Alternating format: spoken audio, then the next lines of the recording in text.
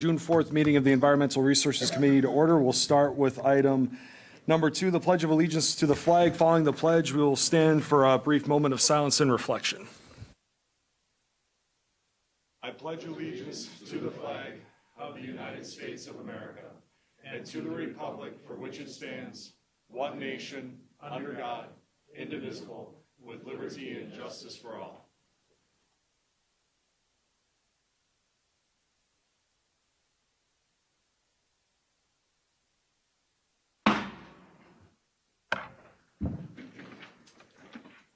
Moving on to item number 3, public comment, 15-minute limit. So whenever we have a number of individuals signed up to speak for public hearings, I always try and make this distinction. For public hearings, which would be items listed under number 5, there is a formal hearing process which is separate from public comment. There are a number of you signed up for number 5 on the agenda for the town of Ringgold, so that would be your opportunity to address the committee at that time.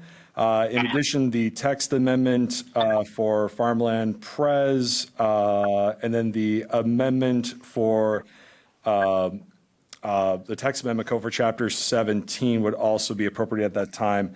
We'll be collecting for item number 5A7, we'll be collecting that for the public hearing section of the agenda there. So for number 5, if you wish to address any of those items, there will be a public hearing process there. For item number 3 here for public comment, I don't have anybody signed up for number 3 right here, so I'm going to continue on forward through the agenda, just so we're all understood. Moving on to item number 4, approval of the April 30th, 2024 committee minutes. They're in your packet. Motion to approve would be in order. Motion by Supervisor, who do I got there? Drabek, second by Supervisor Schoenborn. Any discussion?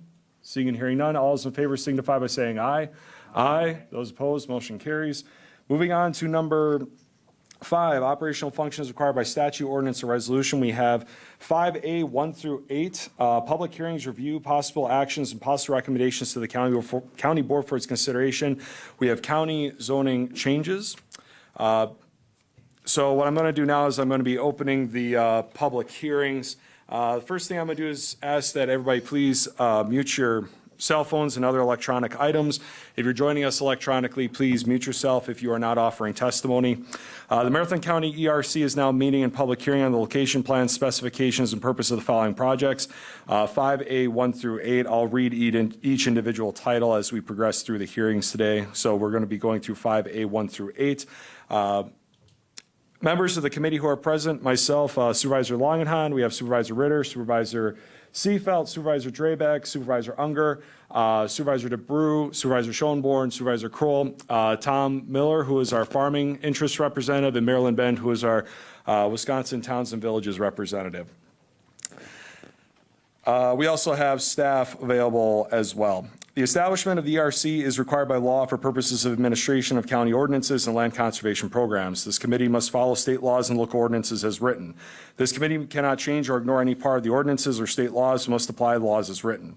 The purpose of this committee is to hear and decide on proposed ordinances and ordinance revisions, rezoning petitions, and provide direction on land conservation and planning programs. The ERC will give a full and fair hearing to any person applying for a rezone petition. A taped recording is being made of the meeting, which will assist with preparation of written hearing minutes. The committee is interested in hearing all pertinent comments and questions. Each hearing will be opened by reading the public notice and allowing staff to present a staff report, including evidence from any on-site inspection.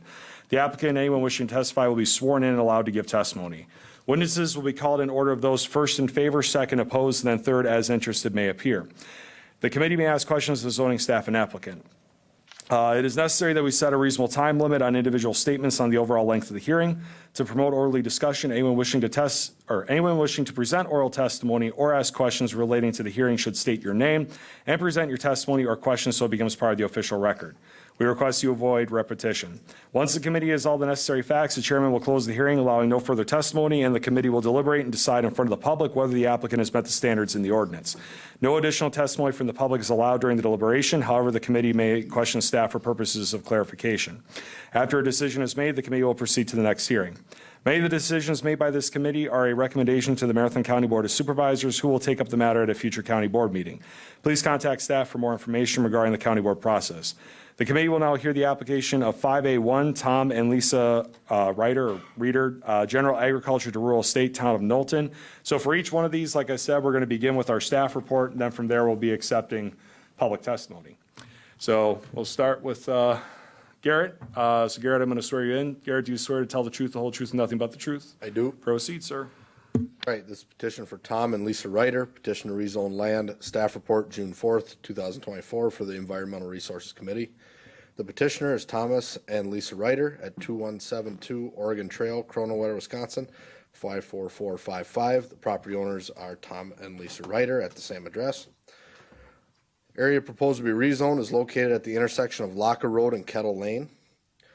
The petition of Tom and Lisa Ryder to amend the General Code of Ordinance for Marathon County Chapter 17 zoning code to rezone lands from GA General Agriculture to RE Rural Estate located in the northeast quarter of Section 15, Township 26 North, Range 7 East, Town of Knowlton.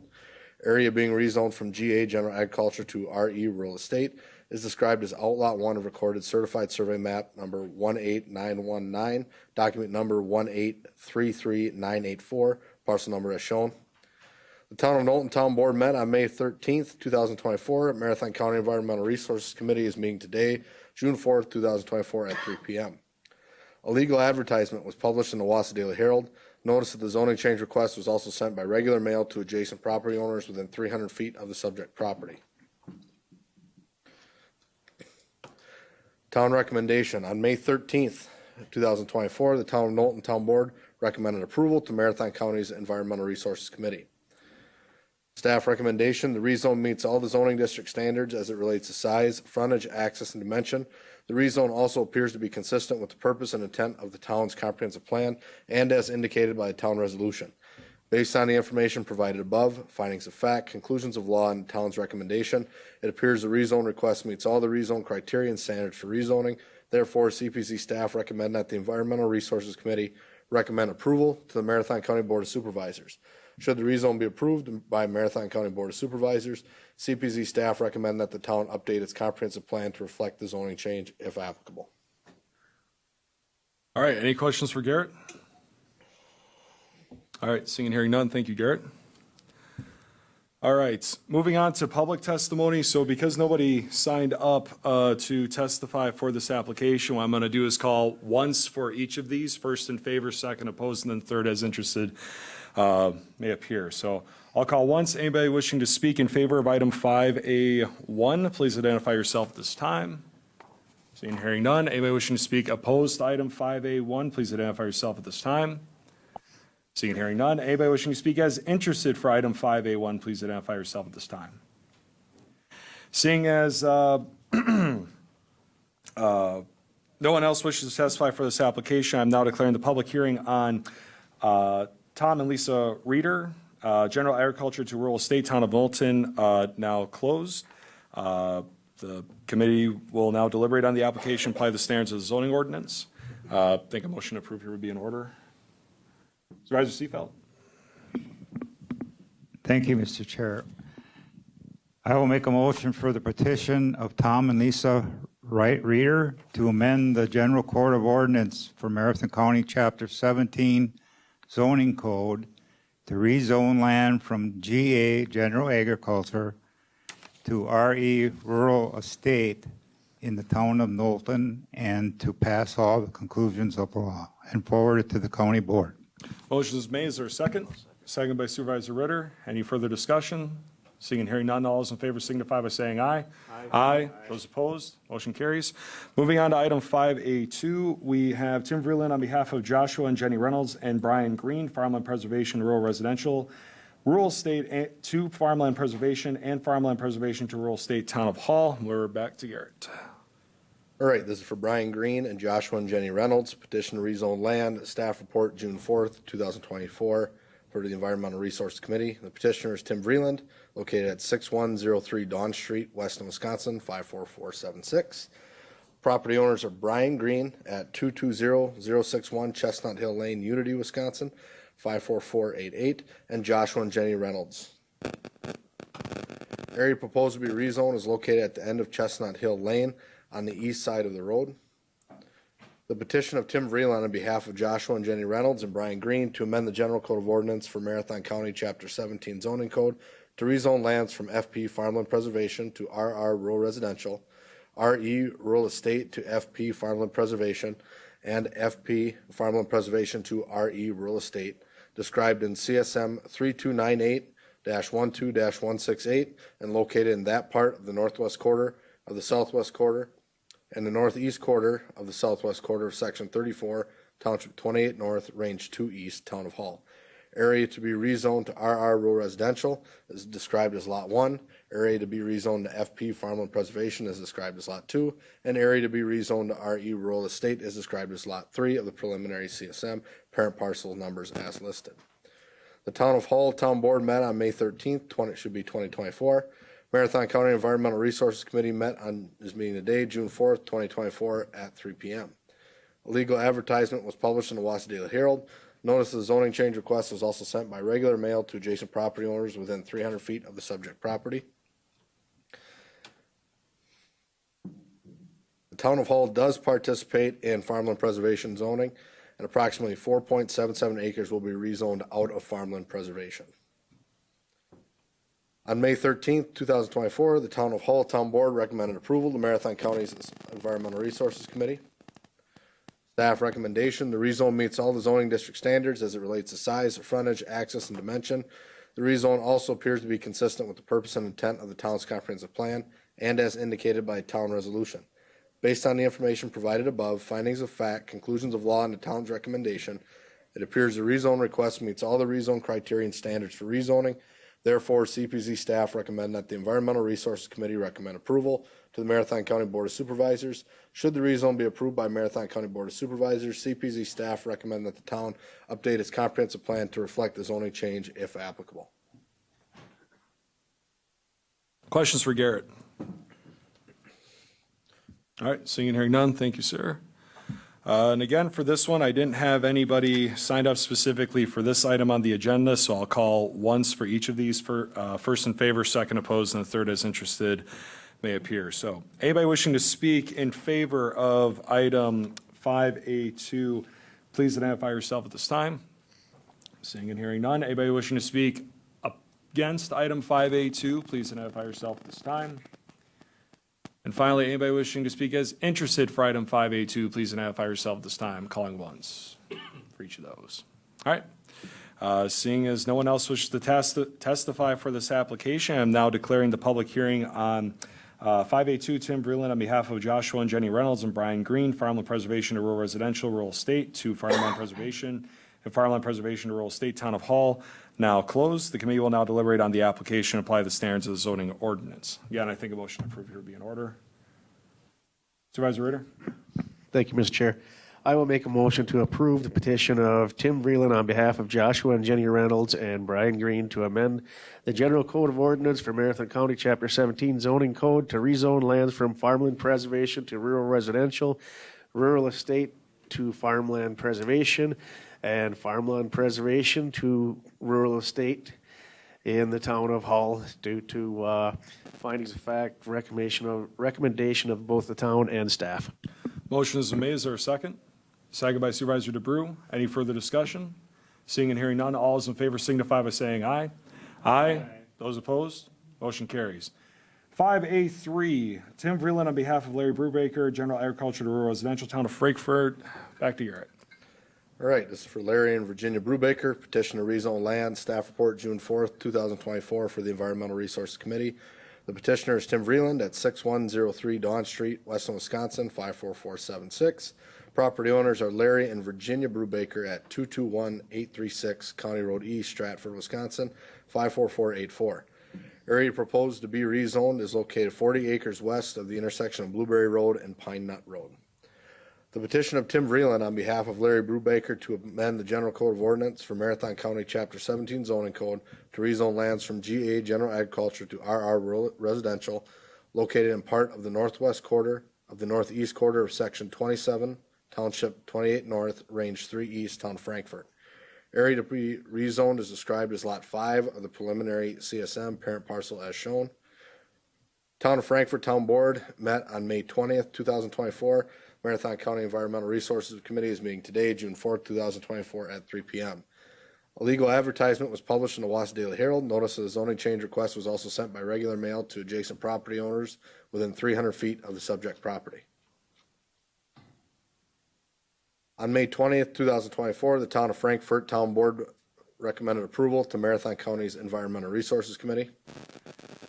Staff recommendation, the rezone meets all the zoning district standards as it relates to size, frontage, access, and dimension. The rezone also appears to be consistent with the purpose and intent of the town's comprehensive plan and as indicated by a town resolution. Based on the information provided above, findings of fact, conclusions of law, and the town's recommendation, it appears the rezone request meets all the rezone criteria and standards for rezoning. Therefore, CPZ staff recommend that the Environmental Resources Committee recommend approval to the Marathon County Board of Supervisors. Should the rezone be approved by Marathon County Board of Supervisors, CPZ staff recommend that the town update its comprehensive plan to reflect the zoning change if applicable. Questions for Garrett? All right, seeing and hearing none. Thank you, Garrett. We'll proceed to public testimony. And again, I don't have anybody sign up to speak for 5A3, so I'll call once for first in favor, once for second opposed, and third as interested may appear. So once for each. Anyone wishing to speak in favor of item 5A3, please identify yourself at this time, calling once. Anybody wishing to speak in favor or against item 5A3, please identify yourself at this time, calling once. Anybody wishing to speak as interested for item 5A3, calling once, please identify yourself at this time. All right. Seeing as no one else wishes to testify for item 5A3, I am now declaring the public hearing on Tim Vreeland on behalf of Larry Brubaker, General Agriculture to Rural Residential Town of Frankfurt, now closed. The committee will now deliberate on the application, apply the standards of the zoning ordinance. So again, I think motion to approve be in order. Supervisor Drayback. Thank you, Mr. Chair. I'd like to make a motion to approve the rezone of Larry and Virginia Brubaker from general agriculture to rural residential based on the findings of fact and conclusions of law as presented by staff and also the town recommendation. Motion is made. Is there a second? Second by Supervisor Ritter. Any further discussion? Seeing and hearing none, all those in favor signify by saying aye. Aye. Those opposed, motion carries. 5A4, Tara Nigon, Farmland Preservation to Rural Residential Town of Brighton. Back to Garrett. All right, this is for TSN Income Trust, Samuel and Tara Negan trustees. Petition to rezone land, staff report, June 4th, 2024 for the Environmental Resource Committee. The petitioner is Tara Negan, located at 102-677 Century Road, Spencer, Wisconsin, 54477. Property owners is TSN Income Trust, located at 102-677 Century Road, Spencer, Wisconsin, 54477. Area proposed to be rezoned is located approximately 40 acres east of the intersection of Century Road and Quarter Mile Ave. The petition of Tara Negan to amend the General Code of Ordinance for Marathon County's Chapter 17 zoning code to rezone lands from FP Farmland Preservation to RR Rural Residential located in part of the northeast quarter of Section 32, Township 27 North, Range 2 East, Town of Brighton. Area proposed to be rezoned to RR Rural Residential as described as Lot 1 of the preliminary CSM, parent parcel number as shown. The Town of Brighton Town Board met on May 14th, 2024. Marathon County Environmental Resource Committee is meeting today, June 4th, 2024 at 3 p.m. A legal advertisement was published in the Wausau Daily Herald. Notice of the zoning change request was also sent by regular mail to adjacent property owners within 300 feet of the subject property. On May 14th, the Town of Brighton Town Board recommended approval to Marathon County's Environmental Resources Committee. Staff recommendation, the rezone meets all the zoning district standards as it relates to size, frontage, access, and dimension. The rezone also appears to be consistent with the purpose and intent of the town's comprehensive plan and as indicated by a town resolution. Based on the information provided above, findings of fact, conclusions of law, and the town's recommendation, it appears the rezone request meets all the rezone criteria and standards for rezoning. Therefore, CPZ staff recommend that the Environmental Resources Committee recommend approval to the Marathon County Board of Supervisors. Should the rezone be approved by Marathon County Board of Supervisors, CPZ staff recommend that the town update its comprehensive plan to reflect the zoning change if applicable. All right, questions for Garrett? All right, thank you, Garrett. Moving on to public testimony, calling once for each of these because no one signed up specifically to address 5A4 for the sign-in sheet. So calling once for first in favor, second opposed, and third as interested may appear. So calling once, anybody wishing to speak in favor of item 5A4, please identify yourself at this time.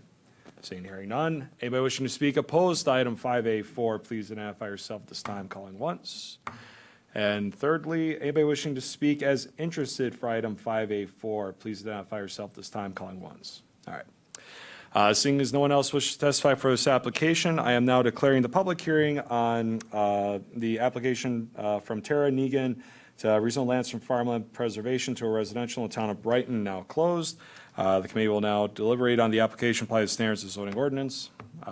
Motion to approve again, I think is in order. Who else wants to get in? Supervisor Seefeld, you look like you want to raise your hand. Yeah. Thank you, Mr. Chair. I'll make a motion for the petition of Tara Negan to amend the county or General Code of Ordinance of Marathon County, Chapter 17 zoning code to rezone land from FP farmland preservation to RR rural residential in the town of Brighton, and to pass the conclusion of the law and move it to the county board. Thank you. Motion has been made. Is there a second? Second by Supervisor DeBrew. Any further discussion? Seeing and hearing none, all those in favor signify by saying aye. Aye. Those opposed, motion carries. All right, we are on to 5A5, Marathon County, HI Heavy Industrial, Town of Ringel. Shad, I got to swear you in. So do you swear to tell the truth, the whole truth, and nothing but the truth? I do. Proceed, sir. All right. So this is the petition for Marathon County to rezone a property located in Ringel to the heavy industrial district. So the petition of Marathon County to amend the General Code of Ordinances for Marathon County, Chapter 17 zoning code to zone lands to heavy industrial described as Lot 1 of Certified Survey Map number 10013, recorded in Volume 41 on page 36 as document number 1122630, filed in the Marathon County Register of Deeds office, located in the southwest quarter of the southwest quarter of Section 23, Township 28 North, Range 9 East, Town of Ringel. Identification number for that parcel is 072-2809-233-0994. So this process is one that the board has not seen in the past. It doesn't follow the usual rezone requirements. Rather, it follows what's in Wisconsin Statute 59.69(9A). Basically, it allows the county board to zone and rezone lands by ordinance that are owned by the county and townships that don't participate in county zoning. This process in that chapter kind of outlines the notice process for that, which the notice process is we have to post in the township a minimum of 5 locations. Those postings were completed. They were posted at the Ringel Municipal Center, posting board on the corner of Brickyard Drive and Mercer Street, also a posting board on the corner of Bell Street and Knoll Road, then the Ringel Post Office, the Marathon County Solid Waste Facility, and then we also did have this posted in the Wausau Daily Herald as well. Those were completed on May 15th. I am just going to kind of go through the application here. So as authorized, the petition again is Marathon County, 500 Forest Street, Wausau, Wisconsin, rezoning the property to heavy industrial. The legal land description is in your packet in the application. The proposed changes to facilitate use of land for, and then all allowed uses under heavy industrial zoning district. Property is not currently zoned. The proposed change is to assign a zoning district to the property that best reflects its current use. Number 4, please address the following criteria as best as you can with the standards of rezoning in detail. Explain what public facilities and services serve the proposed development at present, or how they will be provided. The response: this parcel is owned by Marathon County and is leased to Viverity Marathon for the construction and operation of a renewable natural gas processing facility to convert landfill gas produced by Marathon County Solid Waste Facility. Existing public facilities and services are in place for the proposed operation. Additionally, the facility is located adjacent to the Marathon County Solid Waste Facility and has highway and utility access. Explain how the provision of these facilities will not be an unreasonable burden on local government. A landfill gas processing facility has consistently operated on this parcel since 1997. This use is consistent with the historical use of the parcel. This facility will also permit the reuse of landfill gas, reduce local emissions, and is consistent with prior action taken by County Board relative to the RNG facility. What have you done to determine the land is suitable for the development proposed? The County Board has previously approved the agreement with Verity Marathon relative to the processing of landfill gas from Marathon County Solid Waste Facility. This parcel has consistently hosted landfill gas processing in some form since 1997. Explain what will have to be done so the development will not cause unreasonable air and water pollution, soil erosion, and adverse effects on rare or irreplaceable natural areas. Verity Marathon LLC is required to have and has obtained all necessary permitting and planning to ensure compliance with environmental regulations.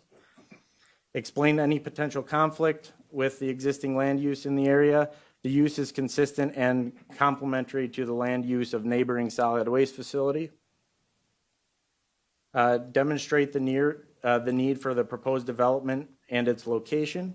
Marathon County has previously entered into landfill gas purchase agreement and site lease agreement with Verity Marathon to operate at this location. Zoning parcel will be consistent with what's previously been approved by the county board. What is the availability of alternate locations? There are no alternate locations given the existence of the site lease agreement for this parcel. Will cropland be consumed by this zoning change? Not applicable. There won't be cropland consumed. If cropland is being consumed by this zoning change, again, no cropland will be consumed. Here is a kind of a plat of survey of the site indicating the parcel that we are hearing today on the petition to rezone. Like I said, this one's a little bit different than the other ones. I'd be happy to address some questions if the committee has any. So I guess I could start here, and I'm not going to hog the microphone, so other members of the committee, just raise your hand and we'll pass the mic, so to speak. So what is the need for the change, Shad? So the need in the petition is essentially, the zoning district, heavy industrial, fits well with what that property will be used for. That's why the heavy industrial district was chosen for it to be zoned to. And then this is the location where the Verity RNG site will be located. Okay. And this is not, where is this in relation to the landfill then? This is south of 29? So I can, just making sure my mic was on. Sure. Sounded a little quiet. So I do have the GIS pulled up here to give you a little bit of an aerial image of it, if the computer will load for me. But landfill land surrounds this parcel. Okay. And the yellow section specifically is what we're looking at right now? That's correct, yeah. Okay. Okay. Questions from the committee?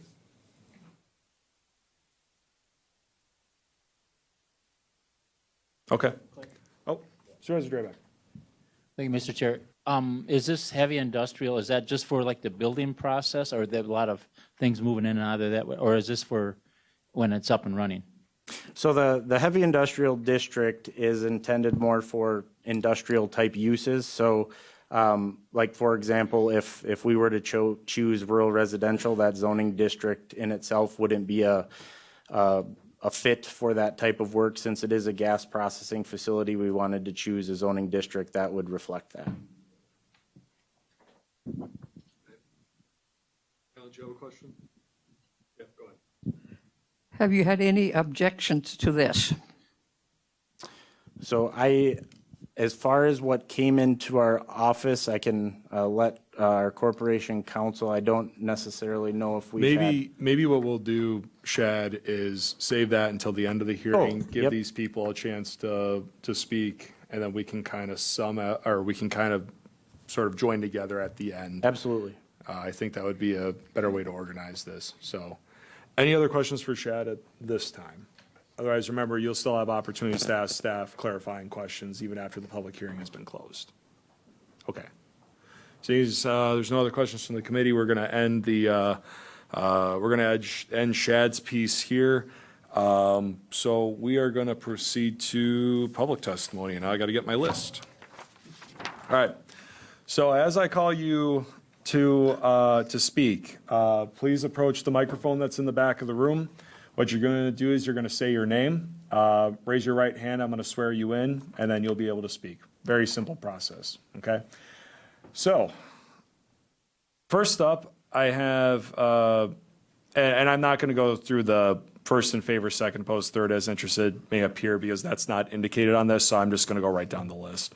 So the first person that I have from the public that signed up to speak is Al Christensen, former county board supervisor. There is life after this? Thank you, Mr. Chair. So name and then I'll do the swearing. Al Christensen, Town of Ringel. Address is 169-488 River Road, Ringel. Okay. I don't need the address, folks. If you want to say it, that's Okay, fine, okay. but yeah, it's up to you. Okay, so raise your right hand, sir. Do you swear to tell the truth, the whole truth, and nothing but the truth? I do. Floor is yours. Thank you. Well, first of all, I'm the chairman in Town of Ringel. I was former county board chair, supervisor rather. For 40 years ago that we got stuck with the landfill out there. We've been putting up with the smell ever since there. And a few years ago, well, they started the generators, then we put up with the noise from the generators. Now, a couple years ago, the generators died out, so it wasn't too bad. But now we got the Bitcoin out there, so we got that noise now, besides the smell. And now we're in favor of this, putting the gas out. But what's going to happen when you put this heavy industrial? What else is going to happen? Is there going to be more Bitcoin? So we want you to be good neighbors and think about the neighbors out there, because we get complaints all the time on the smell and the noise. So all I can say is be good neighbors. I don't know what you got in mind, but hopefully that's all we can hope for. Thank you. Thank you. And then any questions for Al from the committee? Okay, seeing and hearing none. There's also an opportunity for the folks from the committee here to ask questions of the people that testify as well, just to add that part on there. So, okay, thank you, Mr. Christensen. Next up, I've got Tracy Rajek? Okay. So please state your name for the record. Tracy Rajek. Raise your right hand. Tracy, do you swear to tell the truth, the whole truth, and nothing but the truth? Yes. Go ahead. I'm here today to share my concern on what is happening at the Marathon County landfill. The residents of the town of Ringel do in fact have control of the area in question and would like to continue to control the conditional use permitting of what business, industrial or otherwise, can operate on that 4+ acre parcel, with the understanding that Marathon County controls the landfill operations. I am concerned that the current business is operating on that parcel with no permit from either the county or the town of Ringel without any notice being given to the town of Ringel. Why should we be concerned? The company that is building the RNG plant has already entered into a partnership with yet another company to operate a Daning mining facility. While we have been told that this is finite, information taken directly from their website indicates otherwise. Data mining should not be allowed regardless of who controls the zoning. It should be excluded, given the harm that has resulted across the world to communities that have had this industry sneak into their backyards. Already there is noise pollution coming from the generators that have been set up and are currently being used for the mining of Bitcoin. I live 3 miles directly north of the site and can hear the incessant hum. I am deeply troubled by the potential negative impact that Bitcoin mining can have on our environment and our shared resources. The energy consumption of Bitcoin mining is astronomical, with some estimates suggesting that a single transaction can require as much electricity as an average American household uses in a month. This is unethical energy use, not only contributing to climate change, but also puts a strain on our already limited energy resources. The argument being made is that this will be a good use of converting landfill gas, which I agree it will.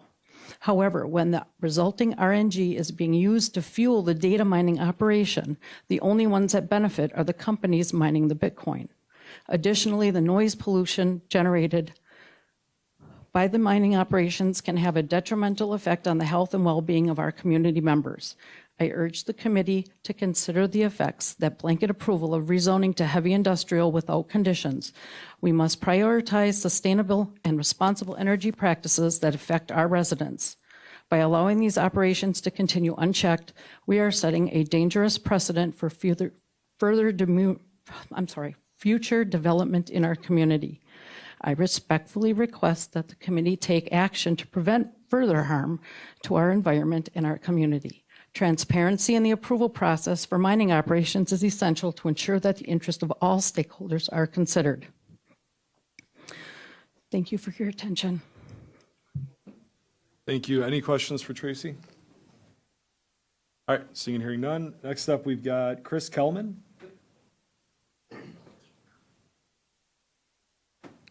All right, name please, sir. Christopher Kilman. All right, raise your right hand. Do you swear to tell the truth, the whole truth, and nothing but the truth? I do. Proceed.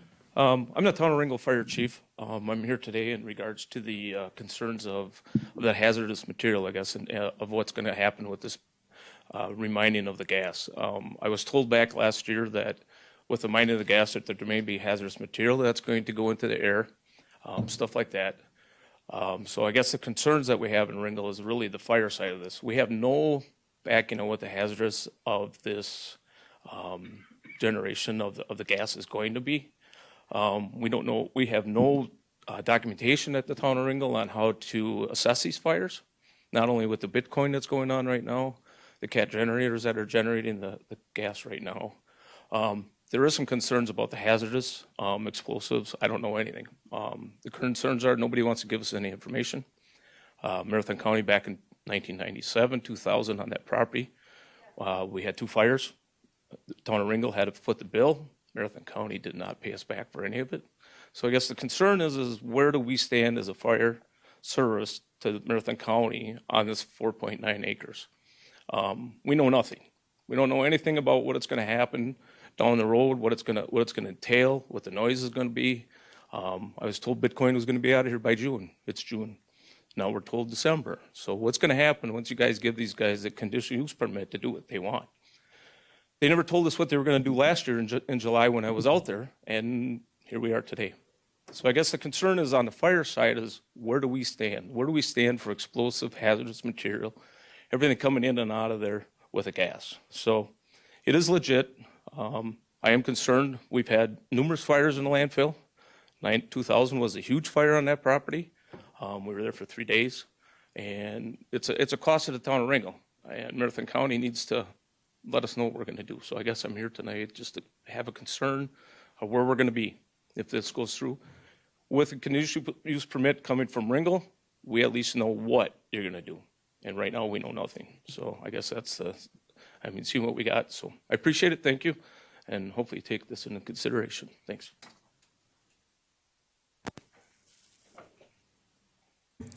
Any questions for Chris? All right, seeing and hearing none. Next up, I've got Jessica Tlusty. Okay, name please. Jessica Telesti. Okay, do you swear to tell the truth and the whole truth, nothing but the truth? I do. Go ahead. Hi, my name is Jessica Telesti. I am one of the chair people on the zoning committee for the town of Ringgold. Sitting here listening to your process, I note that all of the other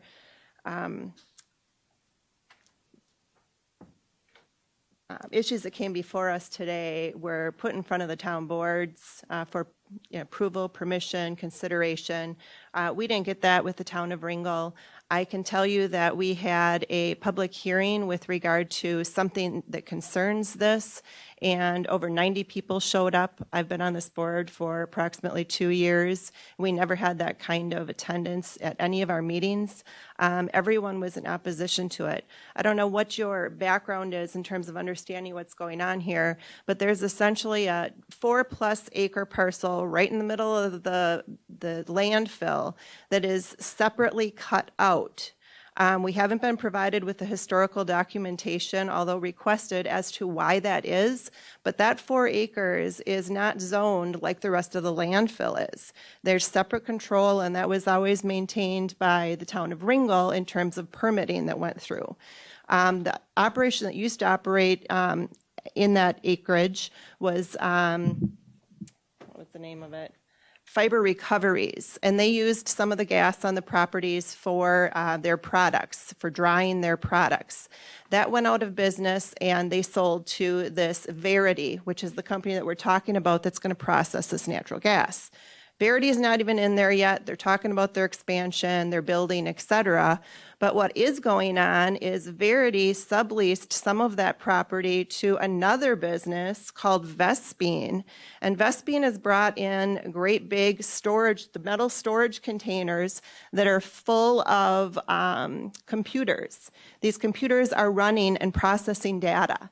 They get super hot, so they have to be cooled. Generators are what are running to then cool these processors. So when everyone here is talking about data processing and Bitcoin mining, that's what's going on. That's what everyone who appeared at our public hearing was concerned about. They're not concerned about processing the gas. That's a legitimate good use of the landfill resources. What we are concerned about is this data processing, these generators, and the noise that's being generated, for lack of a better term, by these machines. You just heard from Tracy Reilly. She lives 3 miles away, and she can hear it. Right now, I believe there are 2 of the big storage containers there with the generators running. If this company comes in, what Tracy has mentioned on their site, they've been disallowed in a lot of other places because of the damage it does to the noise pollution in the community. There is not one other heavy industrial area in the town of Ringgold. Our planning and zoning is for this to be a residential community. We do have the landfill there, but again, if we could have the picture of the landfill put back up, I just draw your attention back to the fact that approximately 5 acres was cut in there for a specific purpose. That if there's industry going in there, they wanted Ringgold to maintain control of what kind of buildings and facilities were going in there. Verity, again, is a renewable natural gas. If we could keep it connected to that, that's fine. But if you give them open-ended heavy industrial zoning, that opens the doors to this Bitcoin and data processing. And we don't want that in our community. I can tell you that everyone here who is present today, they're not opposing the natural gas use. They are opposing the Bitcoin and data processing. So if there's another way to come about meeting somewhere in the middle where it's not heavy industrial, perhaps that is the way to go. Thank you. Sure. Any questions for Jessica? All right, seeing and hearing none. Okay, next person, I'm just going to read these off, just confirm they don't want to speak. There's a Brandon Traza. You do not wish to speak, sir? Okay. Next up, I have Lee Taroni.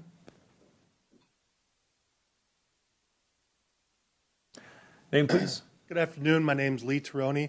All right, I'm the town attorney. Yeah, and then raise your right hand, please. Do you swear to tell the truth, the whole truth, and nothing but the truth? I do. Go ahead, sir. Okay.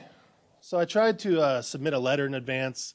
It was pretty quick before the meeting, so maybe you didn't get to read it. But just so you have that in your materials, you can look at it when you have a chance. I'm going to talk through it a little bit. I'm not going to read the letter to you. I wouldn't do that to you. But I'm just going to provide some color so it's easier to understand, because perhaps it's written more for the attorneys, if you know what I mean. So there kind of was a question early on, why are we here considering a rezone? There was a state Supreme Court case from 1981 that confirms the use of this statute for the county to rezone county-owned lands. Okay? And we're not even here contesting that. That's been through the courts and everything. So acknowledging that you can rezone your lands, we want to talk about, our concerns on that is what we're here for. And why is that relevant again if you already did it? Well, in the 1981 case, it discusses how in about 1975 or so, is that when the county did those rezones. They rezoned the property, two different classifications. One was called landfill and one was called quarry. Now, there's no detail in a case of what these mean or which lands they affected. So as you have a zoning application here tonight, it says what classification it is. Now in the ordinance, it says in detail what that means. And it says specifically what land it applies to. So we haven't been able to locate those records yet. Maybe someday they'll be found, but they haven't been found yet. Okay, so whatever the historic zoning was, I couldn't tell you without that record what it applies to and what in detail it actually means. All right, so that would be a concern to do a rezone. Another one would be, so are you all familiar with the concept of a prior legal nonconforming use? So that's when you have a legal use under the ordinance, but then you change the ordinance and it's not legal anymore. But you can continue that use because it was legal at the time until such time as you discontinue it for long enough and then you can't do it again. You're familiar with that concept, I would hope? Okay. So, two things happened. In 2023, the county amended its entire Chapter 17 on zoning in its entirety to read as herein set out.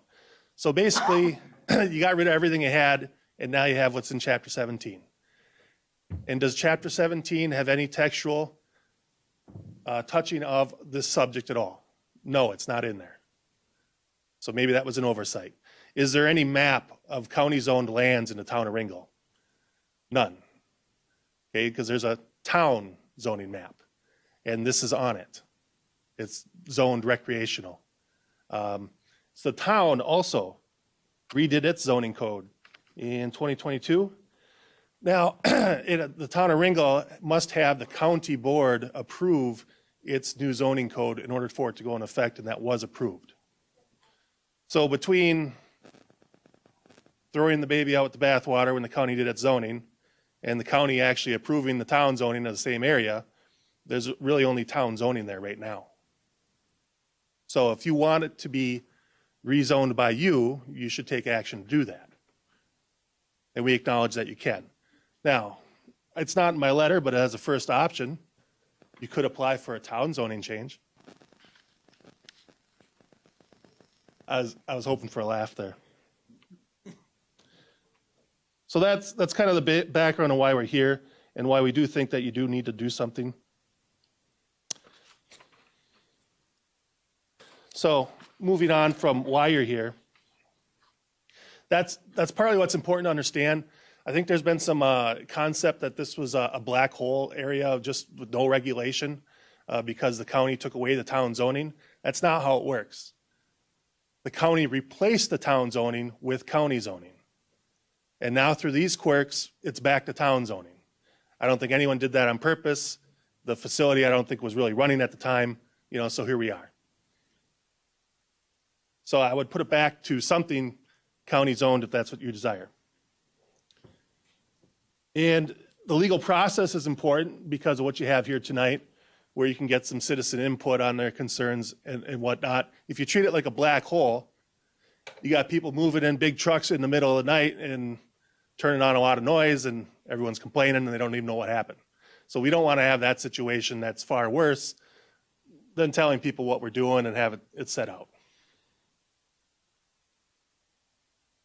So we got a few clarifications just to ask. One is, it really goes back to this HI district, the heavy industrial. That district is the very nastiest, most offensive uses that are possible in the county under its current zoning. Now, this particular use of a natural gas facility might fit in under that, but so does the worst things that you can hope to do in the county. And so to blanket allow that as permitted uses is the big concern, because then it would be, some other change could happen overnight down the road and it's already allowed. So the first proposal, and I think probably what would be the biggest compromise, would be if the county just made a new zoning classification. kind of like what you did in 75. And you could make it a natural gas facility district. Allow what is being proposed by Verity, which that's exactly what it is. You don't have to allow all these other things that it's not clear that anyone actually desires. There's no one even asking for it. So we would ask you to invent that new classification that's limited to what you want and what Verity wants, and that would be the closest thing to what the town wants. The other clarification, and we're not sure, and this can probably be explained by your own staff better, but if you did do the HI, is this exactly a permitted or a conditional use? And I just brought that up. If you look in the zoning code, solid waste disposal, composting, and recycling facility is conditional. Conditional means there'd be a conditional permit with maybe conditions when you have, the public meet on that. Whereas manufacturing, fabrication, and processing heavy is permitted. So that's just what's automatically allowed, no conditions even considered. So if you could clarify that. Also, the dimensional requirements. We didn't see a staff report on the dimensional requirements. Heavy industrial actually requires 125 feet of street frontage. And obviously you don't have that, it's in the middle of nowhere. It's got an easement or something. So is that a variance down the road if you do HI? I mean, you could invent a new classification like I suggested that doesn't have a frontage requirement. Then it'd just be fine the way it is.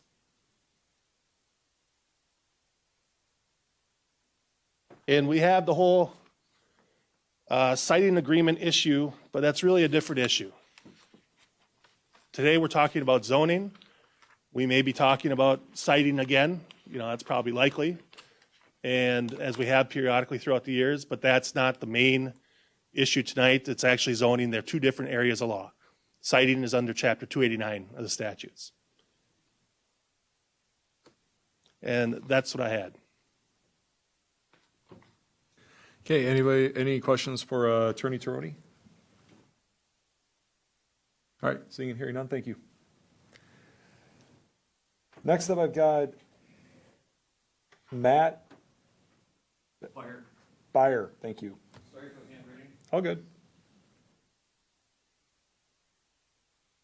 All right, name, sir. Matthew Byer. Raise your right hand. Do you swear to tell the truth, the whole truth, and nothing but the truth? I do. Proceed. Couple questions pops up more than anything that I would like clarification on. What exactly is historical use? Data mining is not relatively historical as far as I'm concerned. It hasn't been around that long. We need to look at that. My biggest concern with the data mining is the increased use of electricity in the future.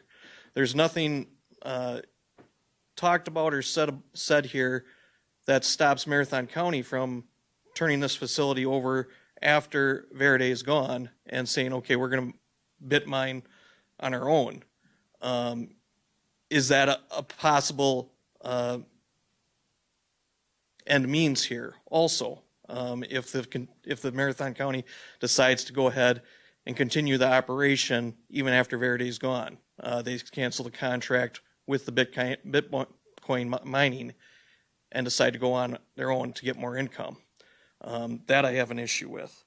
So I would like to know where does that fit in?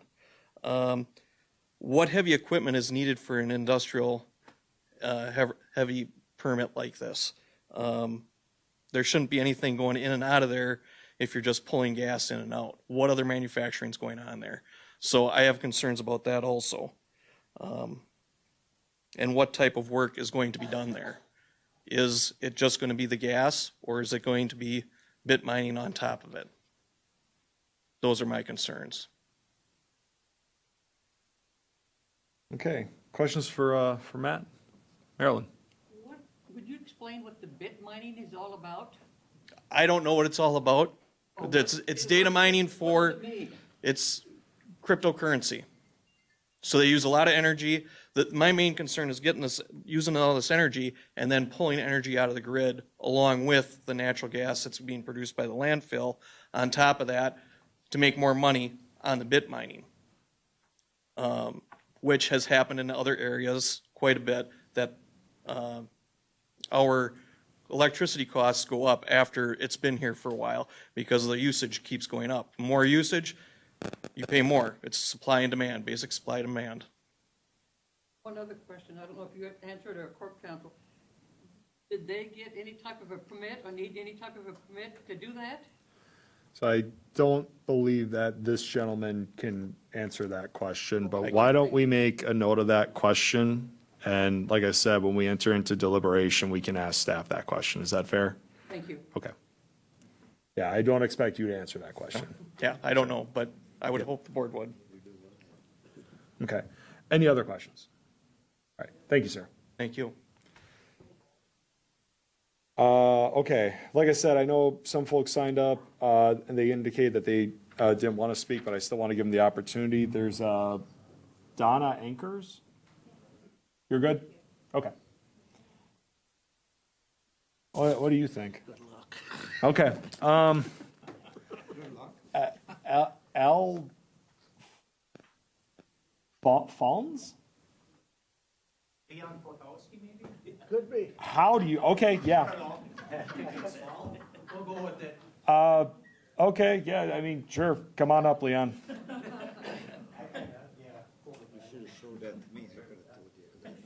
Yeah, right. Okay, name, Leon sir. Forkowski. Okay, raise your right hand. Do you swear to tell the truth, the whole truth, and nothing but the truth? I do. Go ahead. So, I'm the zoning administrator for the town of Ringo. I was working with Faraday to obtain a conditional use permit for this gas operation back in August of last year. When I did a site visit, I discovered there was Bitcoining going on at that operation. I spoke with them about getting a conditional use permit or how this is taking place without any awareness from the county or the town. Then shortly after that was all discovered and talked about. This went into the attorney's hands, and I have had no further discussion going with that until the conditional use permit came up for the south side of the highway, which the town did approve. So that might answer one of your questions you had asked before. My concern is basically been brought up for the most part. Under their current use and their permit, they didn't say that they are Bitcoining, which they are right now. And then this is recreational use, the land right now, and there's bike trails there, and I just don't feel that having Bitcoining with heavy generators is going to be appealing to the appeal that the landfill gave to that property that's happening now. Yeah, everything else was pretty much brought up by other people. All right. Any questions for Leon? All right. Thank you, sir. Troy Hartwig. Did I get that one? All right. Back on board.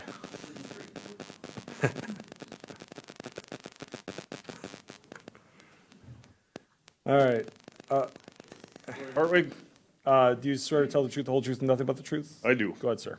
Okay, I'm a town of Ringo resident. I'm also on the landfill monitoring committee for the township, and I'm also an alternative on our zoning committee.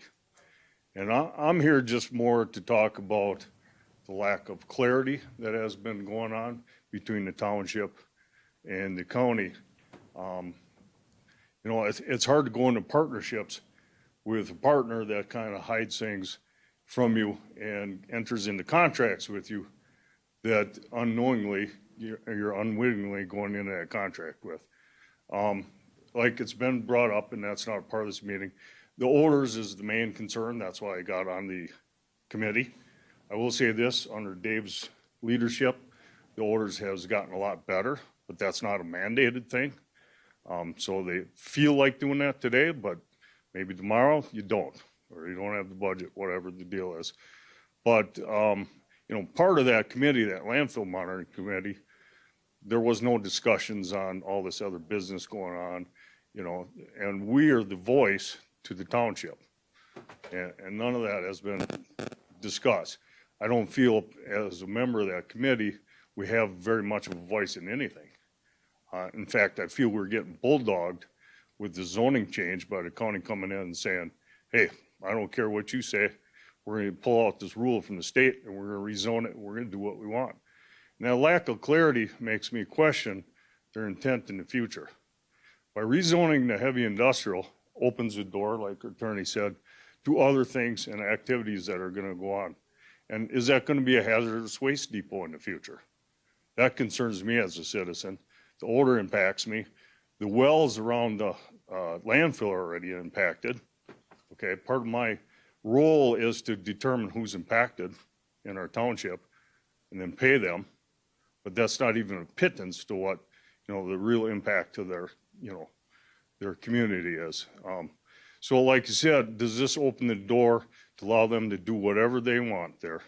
And hazardous waste is the big one that weighs in on my mind, okay?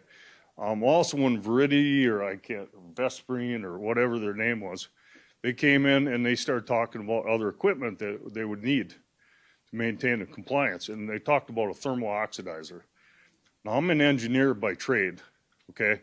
And so I understand that term. And thermal oxidizers are a device that employ to destroy hazardous waste, basically. So in particular, things emitted into the air. Okay, so like where I work and place of business, if we have too many hazardous HAPs and solvents, we are mandated by the state and the DNR to burn those things off. And it's a very expensive investment to do so. But they didn't really go into it. So like I said, we're really coming into this blind. We don't know what's going on. And then I feel like we're just getting backdoored and saying, too bad, so sad. We're going to rezone it and we're going to do what we want. That's all I have to say. Any questions? Questions? All right, thank you, Mr. Hardwick. All right, a couple more. This person signed up not to speak, but there's a Paula Zinda. No, okay. That's another item on the agenda. That's another item on the agenda. And then Diane Wolf? No. You're good? Okay. All right. Anybody else that wishes to speak for item, speak for or against as interested for item 5A5? Anybody else? Probably last time. Anybody else? All right. Seeing as no one else wishes to testify for this application, I am now declaring the public hearing for item 5A5, Marathon County to amend the General Code of Ordinances for Marathon County Chapter 17 zoning code to zone lands to heavy industrial town of Ringgold now closed. The committee will now deliberate on the application and apply the standards of the zoning ordinance. So I was taking a bunch of notes throughout the public testimony. So the first thing that I wanted to note was that Marilyn had a question related to the permitting for the use of the site in relation to Bitcoin mining. Have they received one to use the land for that? So that was the first thing I had. I don't know if, Mike, if you can answer that, or if Chad or Garrett can, but Mike, do you want to start? Sure. So I don't believe there's been any permits issued by anyone for the Bitcoin mining. So, and again, I'm just speaking on behalf of myself, not on behalf of Verity, because I don't know their operations. But my understanding, so going back to 2022 when the county board approved the site lease with Verity for the construction and operation of the renewable natural gas plant, part of that agreement was a monthly payment that Verity makes to the county. Prior to getting up and running with the renewable natural gas processing, my understanding is that they brought in these Bitcoin mining data processing centers to generate revenue to pay the county until they're up and running. Verity, as some of the commenters has stated, Verity has said that that's temporary and will be out by the end of the year. Our lease agreement, site lease agreement with Verity does not allow them to continue to do that beyond the time that they're up and running with the renewable natural gas plant. So that is not a use that is allowed to continue once they're processing the gas. But to answer your question simply, I'm not aware of any permits that were issued or regarding the Bitcoining.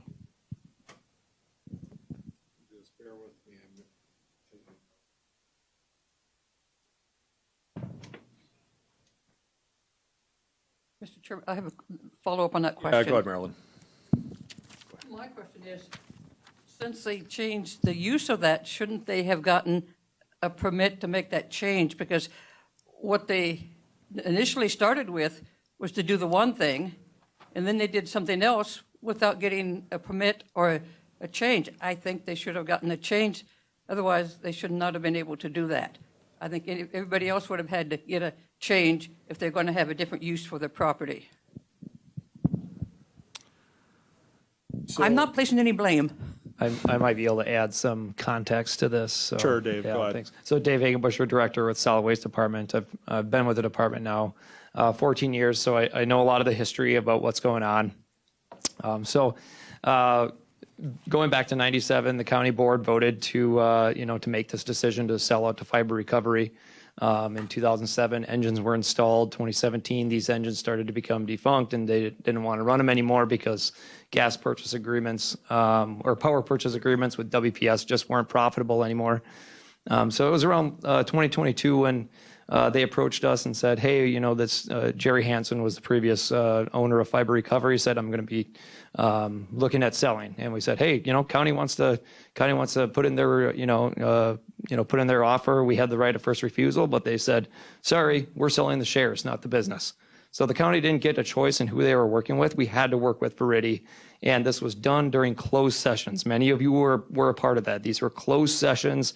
They weren't able to be talked about outside these sessions when we were negotiating with Verity, and this happened very quickly at the end of our former director's career there with Marathon County, and an official agreement was basically drafted over the course of about 2 weeks with the help of a number of you, and so when that happened, we said, okay, great. We have a landfill gas purchase agreement for 30 years. County board voted to approve it. We're going to be doing something better with the gas. This is great news.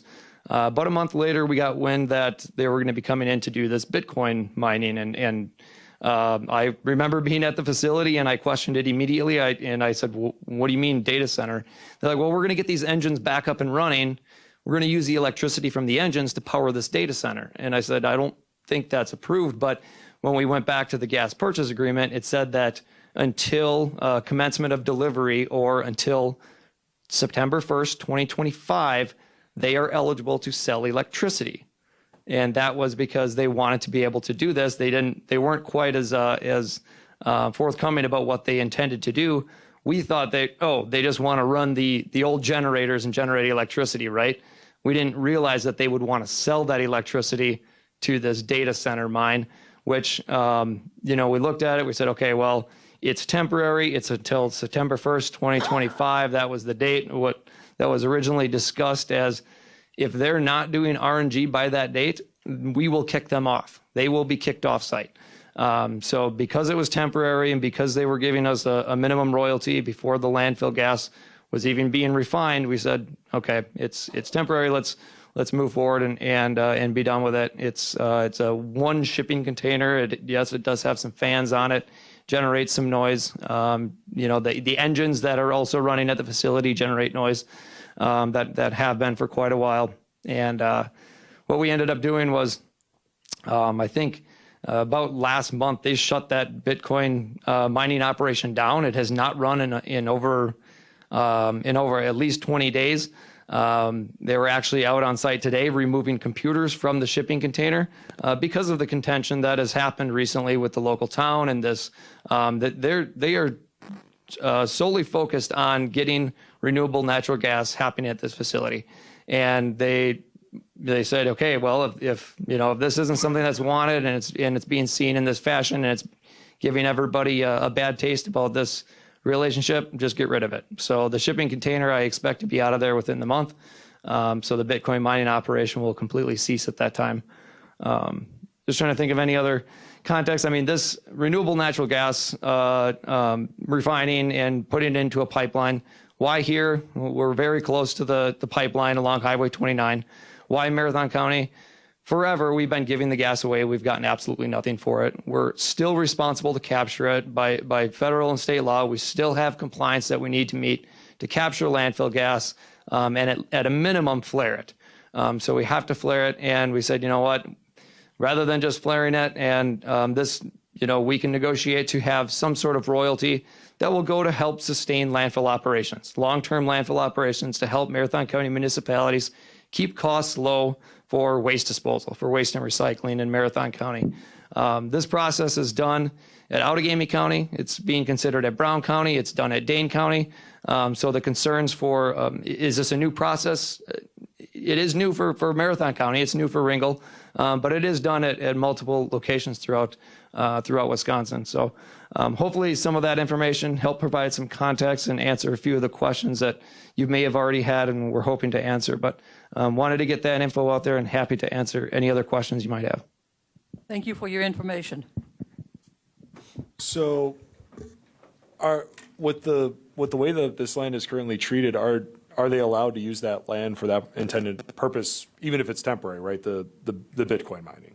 So this is the gray area that we're concerned about, because Marathon County has signed an agreement with the town of Ringgold for a siting agreement on solid waste property. It's called out the solid waste management facility, but it excludes this parcel that's highlighted in yellow on the screens in front of us.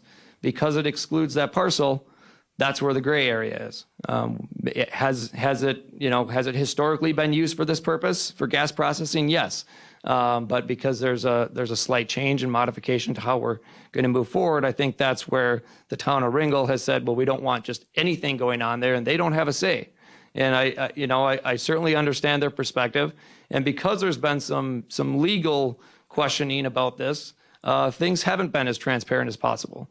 When things are being talked and discussed amongst attorneys, we can't be transparent because some of that information has to stay private because of what is being talked about. So that was, I think, what led to some of that concern of transparency. There's, I feel that we've always had a good relationship with Ringgold as far as I've been, in this role and been trying to build it. So I certainly understand the concerns. How we want to go about zoning this particular parcel, I think that's something that that this committee, and I know perhaps Corporation Council wants to speak on behalf of going back to why we're doing this, why rezone this parcel, why not keep it the way it is, and so I'll throw it over to Mike if he wants to respond. Yeah, go ahead. I thought of a question, then it left me, so hopefully by the time Mike's done, it'll come back to me. Or I'll think of another question for Mike. So, Mike, go ahead. I hope not to generate too many questions, but I am a lawyer, so that's kind of what I do. So I think Dave outlined the history very well.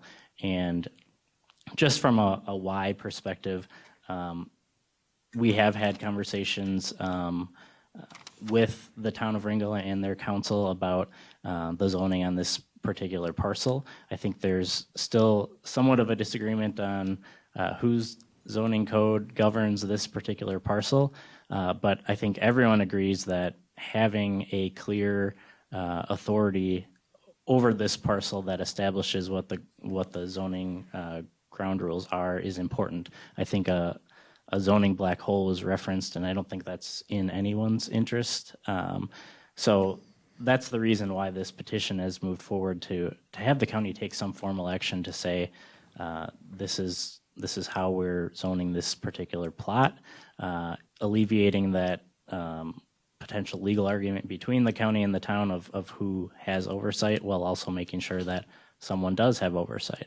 So that's, from a legal perspective, I think what we're trying to accomplish. So, is heavy industrial the only classification that would fit the ultimate, end goal with this, which is that processing? That's a good question. Based on the definitions in our current code, I think yes. Heavy industrial sounds and does encompass other uses that are very very industrial. I don't think that is the intent of Verity. In fact, our site lease agreement only allows them to process renewable natural gas. It doesn't allow them to do anything else once they get that plant up and running. The heavy industrial classification, though, was, when we reviewed the zoning code, the only one that seemed to permit the type of renewable natural gas processing that we signed the agreement with Verity to do. So there is the opportunity, as Attorney Troney mentioned, about creating a special district. You would have to identify the specifics related to what's permitted in that district, what's conditional in that district, any other requirements, but that is something that you can do. You can establish a separate district that's unique to this particular use. However, when we looked at it, and by we, I mean myself and working with Shad just to get some information on our current zoning code, heavy industrial was the one classification that seemed to fit in our existing classifications. So I hope that answers your question. It does. I'm going to ask my zoning individuals to Garrett and Shad for their input as well, but I'm just going to add one thing for discussion thus far for the committee to start thinking about in their heads. I think we should be really careful with creating special districts just for one section, right? One intended use, because I really don't want to open Pandora's box and have people coming and requesting new special districts for themselves, right? Just a thought. So your guys' input on whether or not heavy industrial is appropriate for that use. Anything to add there, Shad or Garrett? In county zoning, that would be the one that would fit the best under Chapter 17.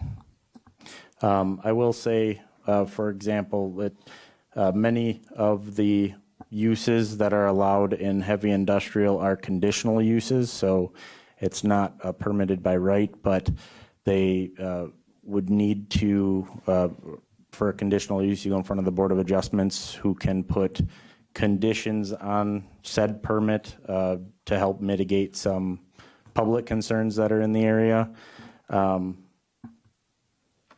As far as the one thing I do want to clarify, so everybody's on the same page as well, since they are not currently zoned under the Chapter 17 as far as there's no zoning district for 17 applied to it. What they have approvals to start with would come in as a non-conforming, which means they could continue to do what they're doing. Under 17, the agreement with the county would remain. But if they wanted to add an operation, they would have to come to the county, or if they wanted to increase the size of their operation, they would have to come to the county, and it would mean they'd come get another conditional use permit. So right now, if they have the proper approvals that they need to start construction right now, they can do so. Even if it were to be rezoned right now, it would come into Chapter 17 as a non-conforming use. So, or a pre-existing non-conforming, if that makes sense. And then after that, if they came to us and said, we want to add this, this, and this, I'm not going to try and say what they would add because I have no idea. But they would have to come through the county permitting process, which would likely be a conditional use permit in the heavy industrial district, just because the majority of the things in heavy industrial are conditional uses. All right. Other questions from the committee? Discussion?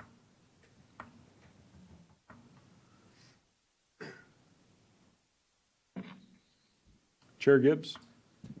Thank you, Mr. Chairman. I think one of the things that, because I was also part of, or at least some involved in some of that discussion when we did and when we brought to the full board the controlling our own destiny and understanding where we were in the gas production or the gas when it was effectively when the other company, Fiber Recovery, had the rights to the gas. And so Marathon County tried to control its own destiny by taking back and recovering the rights to the use of that gas to try to control what was actually happening.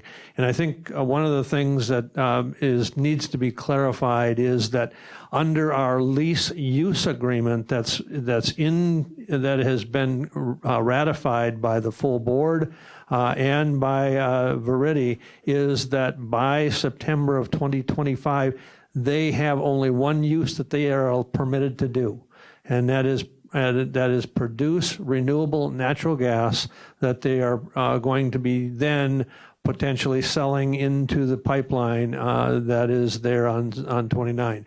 No other uses are allowed at that point moving forward. And I think you've heard from the solid waste director that they understand that there's a potential conflict with understanding of what the Bitcoin mining facility has done, and I think they've moved away from moving that forward or continually utilizing that.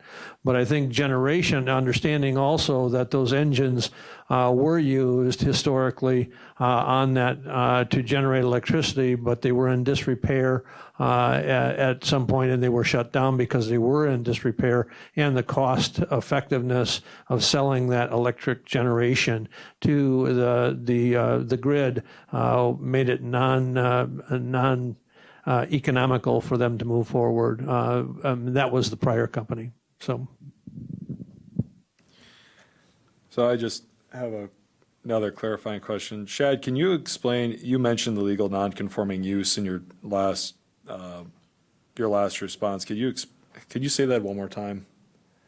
Thank you. So a legal nonconforming use is essentially something that is in place prior it to becoming, well, for instance, prior it to being under the control of 17 in having a zoning district assigned to it. So if it was around and it was legal then, even though it potentially didn't go through the conditional use process through the county, the zoning district rules let it operate as is until there's a year of nothing occurring. So if it halts and the operation ceased to do anything for a year on that site, and then if they decided to start it back up, they would have to go through the normal conditional use process that's outlined in our Chapter 17 code. Or they decide to do a change to their facility. So if they decide to add, our code does allow for uses to be increased by 50%. If they go over 50%, they have to bring the entire thing into compliance, meaning they would have to go in front of the Board of Adjustment. Now, if they choose to add a different use than what was there prior to 17, that would have to follow our code as well. So, for example, if they ceased for a year and they wanted to start natural gas facilities and it was in the heavy industrial district, they'd have to go through the Board of Adjustment to get a conditional use. If they decided to do another permitted use in the heavy industrial district that they didn't previously before 17 started to apply, they would also have to go through whatever's listed in the code for that particular use. One other question. When did they start doing the other part of their business with this mining part? When did they start doing that? So I believe the mining aspect of what was said is that has a kind of a timeline on it already where they wouldn't be able to do that any longer. So once this is kind of a unique scenario. We don't see this with a lot of properties where, for example, a property that's zoned in heavy industrial, a lot of properties don't have a lease agreement associated with it. So in a sense, this property is being regulated, one, by the Marathon County lease agreement, but also Chapter 17. So if, for example, the lease agreement gives them approval to do RNG natural gas facility, and they want to do something, another type of mining or something like that, if that's not in the lease agreement, but maybe it would be allowed by our code, the lease agreement takes over because it's not approved in their lease agreement. But if it's in their lease agreement and it's allowed by code, they would be allowed to do it. So you kind of have two documents regulating it in a sense in this particular one. So it's if it does go to the heavy industrial district, you'll have not only Chapter 17 will be enforced, but you'll also have the lease agreement, whatever that entails as far as the criteria they have in that. But as far as the data mining, I can't really speak too much on the agreement side just because I'm, not as familiar with that aspect of it. But if it was allowed by the lease agreement, and it was done prior to this rezoning, and it continued in operation and didn't have a year of not happening, we would allow that per 17 until there was until it ceased for a year or they decided to change operations. So in this case, I mean, it's one of those things where that would be considered a pre-existing, according to 17, not necessarily the lease agreement. Supervisor Kroll, and then I'll follow up after that. Go ahead. Thank you, Mr. Chair. I had a question about the lease agreement after September of 2025. How long is this lease agreement, and what are the conditions after that is expired, what the land can be used for? I don't know if Corporation Counsel can handle that one. Yes. So I'm just pulling up. I believe the agreement is for 30 years. And after that agreement expires, I think there are some ways to extend it by the county and Verity at the time that 30 years comes.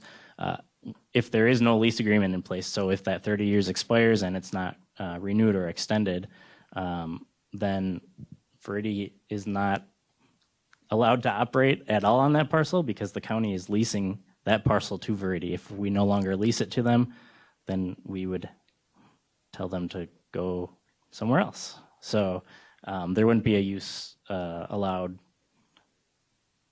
And the county owns that parcel, so the county would be able to do something consistent with the heavy industrial zoning code, but Verity would not be able to operate without that lease in place. So maybe Dave or Mike can speak to this a little bit too, but I marked down that noise pollution and hazardous material were two concerns brought up during the testimony piece. With that lease agreement in place, I feel like if they were doing something that we didn't want them to do, we could just, kind of like what Mike alluded to, tell them to go somewhere else. But can you give us a little bit more insight into what that agreement empowers the county to do? Yeah, absolutely. That's a good question. So when we were drafting this landfill gas purchase agreement, we wanted it to mirror the siting agreement that we had with the town of Ringgold. We didn't want any unnecessary nuisance conditions that would cause the solid waste department to have an impact on the neighboring community and the neighboring properties. So if there was something that was causing a nuisance condition that was beyond what solid waste was already doing with the heavy construction equipment that operates, Monday through Friday, that would be an item that we could address to make sure that they were staying within the means of what's considered reasonable. And that's right in the landfill gas purchase agreement in a section for environmental safety and nuisance conditions and concerns.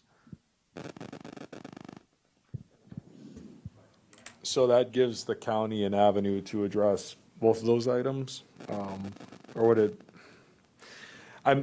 Part of this is hinging on whether or not this is the correct tool or the correct venue, so to speak, to address those two things. Because I understand that they're concerning. I definitely do. I'm just trying to find the remedy, right? Right. I'm wondering if it's in that agreement. Well, and that brings up, the question that Ringgold probably has. Well, if it's a nuisance condition coming from the leased parcel, is Marathon County just going to say it's not us, it's them, right? Because that's the question that would come up. and it has in the past. For example, the engines, which I do want to go back and clarify, the Bitcoin mining is shut down, but the engines are continuing to run. There are 2 engines that are generating electricity still, the ones that have ran for since 2007, and they do generate some noise that can be heard off-site. So Marathon County, even though it's in the middle of our parcel, we wanted to make sure that nuisance conditions weren't going to be beyond and above what was already existing. I think that's what we had discussed. We realized that what was already there was some noise that was coming from the engine generators, but we didn't want something that was going to be louder because that would hurt what we considered the health of the landfill. That's what we would always refer to. We want the health of the landfill. The siting committee takes precedence. That is priority over what we're doing out there. Anything that impacts that would then need to be either stopped or reevaluated or changed so that it wouldn't be impacting. Mike? Yeah, and just to bring that around then to your question, Chair Langenhahn, we would have the ability to address some of those issues under the contract, some legal means to do so. If there was a breach, for instance, of something that Verity was doing that exceeded the existing scope of odor or whatever, we would look to the terms of that agreement and potentially be able to take an action under that agreement.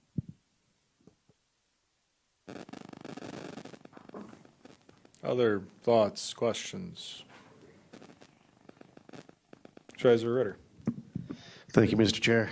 I would like to say I fully agree with Chair Langenhahn. I wouldn't be in favor of any special zoning because I think that would have the possibility of opening up a future can of worms for the county. Having this lease agreement gives me a lot more comfort in this, knowing that after the said date, that's all they can do is do the renewable natural gas. And now that the county is actually in control and have our gas rights and we're selling it, it would behoove the county to capture more of the gas than we used to. Back when we weren't making any money off it, why would we spend the money to capture more gas? So that should eliminate a lot of more of the smell in the area. So I guess after conversation, I do feel a little better than I did before on this. I had another question for Dave. Dave, what is your department's role in public safety and correspondence with like the fire department or ambulance out in Ringgold? What is the relationship between the county and Ringgold? Yeah, it's a good question. So, we're obviously, we have a mission to protect human health and the environment as, operating a solid waste management facility, ensuring that garbage is being properly taken care of in the county for our residents. Now, if a fire situation were to happen, it's essentially a 911 call. Ringgold's going to be the first to be dispatched. We've done on-site meetings with the fire department. They know where certain valves are. In the event that there was a landfill fire, they would need to close certain valves, isolate things, and make sure that a fire on the landfill is taken care of. Now, something that would be related to like a renewable natural gas processing facility, that's something that the fire department would have to work out with them. I think that's a separate arrangement, not something that we would technically facilitate, but. We've had a couple of fires over the years. People throw batteries out every day. Lithium-ion batteries get smashed, and we have fires. It certainly happens, and Ringgold has always been very quick to respond with their team and provide the necessary assistance in combination with our team working together to put those fires out. I think we've had a lot of success in that. So I want to thank them for that. So, I'm not sure everyone's aware. There's, the fire chief, Mr. Kuehlman, is part of the He was the chair of the siting committee that negotiated with Marathon County. So we had built an even larger relationship based on that as well. So a follow-up to that, and I got to be very careful here because I don't want us to start talking about the siting agreement and other things, but maybe the best way I can phrase this in relation to the zoning piece that's in front of us, have we, with the intended purpose of this land, have we had conversations with Ringgold about, future services for that parcel, right? Or the whole operation of the solid waste department there? Have we started to have those conversations? I don't think that was facilitated through Marathon County. I believe that Verity has reached out to the fire team and has asked those questions about basically what's required if we want to move forward with this facility. What do we need on our end? But that hasn't been something that was facilitated by Marathon County staff. I want to ask another question, but it's going to be outside of bounds, so I'm going to talk to you after the meeting. So that's, yeah. Okay, other questions? Supervisor Draybeck. Thank you, Mr. Chair. Say, does this decision have to be made today? Can we table this for temporarily? Just wondering. I don't think there's any timing restrictions on it, but, I would also like some finality with it too, right? These people took the time out of their schedules to show up today. I agree totally with Sure. you. And every other rezone that we look at, it's always the town's recommendation, and I'd like to see a town recommendation here Sure. as well. Yeah, that's a good point. Because I had a question about that. What was the notice I think 5 physical places, right, for that notice process in the town, right, Attorney Pernier? Right, so as Chad alluded to, this entire hearing is a creature of this very specific statute, 5969 sub 9 sub A. And that sets forth the process for the county board to zone and rezone its property. And that includes written notice to the town board as well as posting in 5 public places in the town. Was there any direct contact with the town board? The notice would have been provided through council. Written notice to the town board of the town wherein the lands are situated of its intent to so rezone, right? Sub A? There wasn't like I think in other zoning actions that this committee sees, there's like a formal, hey, what's your position on this? There wasn't that because 5969 sub 9A specifically doesn't require that, but there was the notice was this hearing is happening and this is what's happening at the hearing. Yeah, that's the condition that allows the county to follow this process, provided that written notice is provided to the town board, and then by posting in 5 public places of the information related to the public hearing, or that the public hearing is taking place, I should say. Right.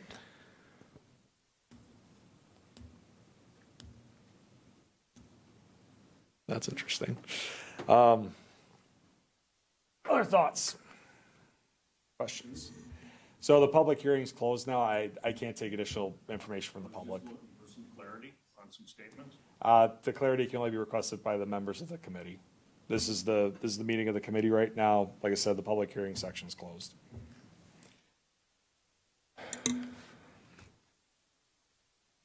Thoughts, questions? Is a decision ready to be made today? Supervisor Unger?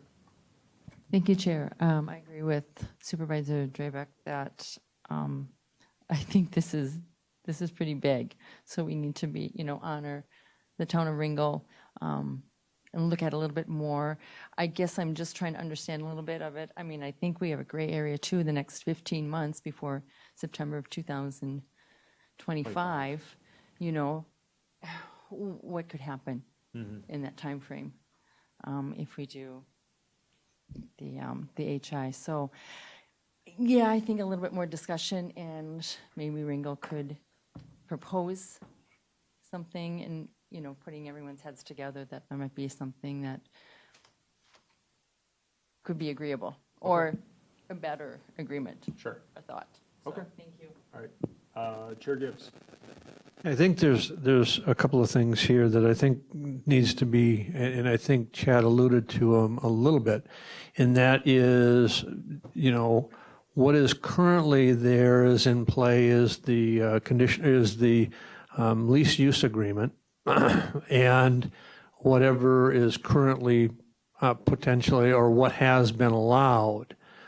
I think what is interesting is if the board were to approve the H1 use and move its zoning to H1, that you would actually potentially have better control moving forward, because that would mean that any uses under H1 would have a conditional use requirement when H1 became effective, other than any non-conforming use that currently takes place. So it would start the time period where the conditional uses under H1 would be required, and right now that's not the case. So I think what's controlling right now is the use lease agreement, and any current use is currently permitted as non-conforming and would be continued non-conforming, but anything that if anything were to change by Verity that was permitted under the use lease agreement would also be required to have a conditional use permit if H1 were adopted now. So I think there's also that side of it. But there's layers there, right? That's the thing to keep in mind, which is if it would be in H1 and there are those allowed uses there, and even with the conditional use permit process, that would still have to be something that would be within the realm of the lease agreement as well, right? Correct. And actually, in addition to that, even if it is zoned heavy industrial, I'm trying to think of Chad, can you have, is it slaughterhouses that are allowed in H1? Is that one of the allowed uses? I can look it up here quick. It's kind of an absurd example, but just bear with me. Like, let's say that slaughterhouses are allowed in H1, or HI, which I think they are. They're conditional use permits. What's a better example then? Help me out here. What's an allowable use in HI? Office research, professional services, place of worship, metallic mining exploration. I don't want to use that one. So warehousing. Oh yeah, warehouse, good enough. So let's say that Verity wanted to open a warehouse on that site, okay? Even if that was allowed under the zoning code, the lease agreement that we have in place says that they can't have a warehouse on that site, right, Mike? Correct, unless it was a warehouse directly related to their RNG plant. Yeah, I'm just saying, let's say they want to do an office supply storehouse, right? Something completely unrelated to, yeah. Correct. Okay.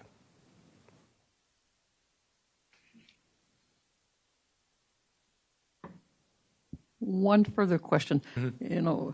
Chairman Gibbs, I agree that the gas thing is very, very important that we have.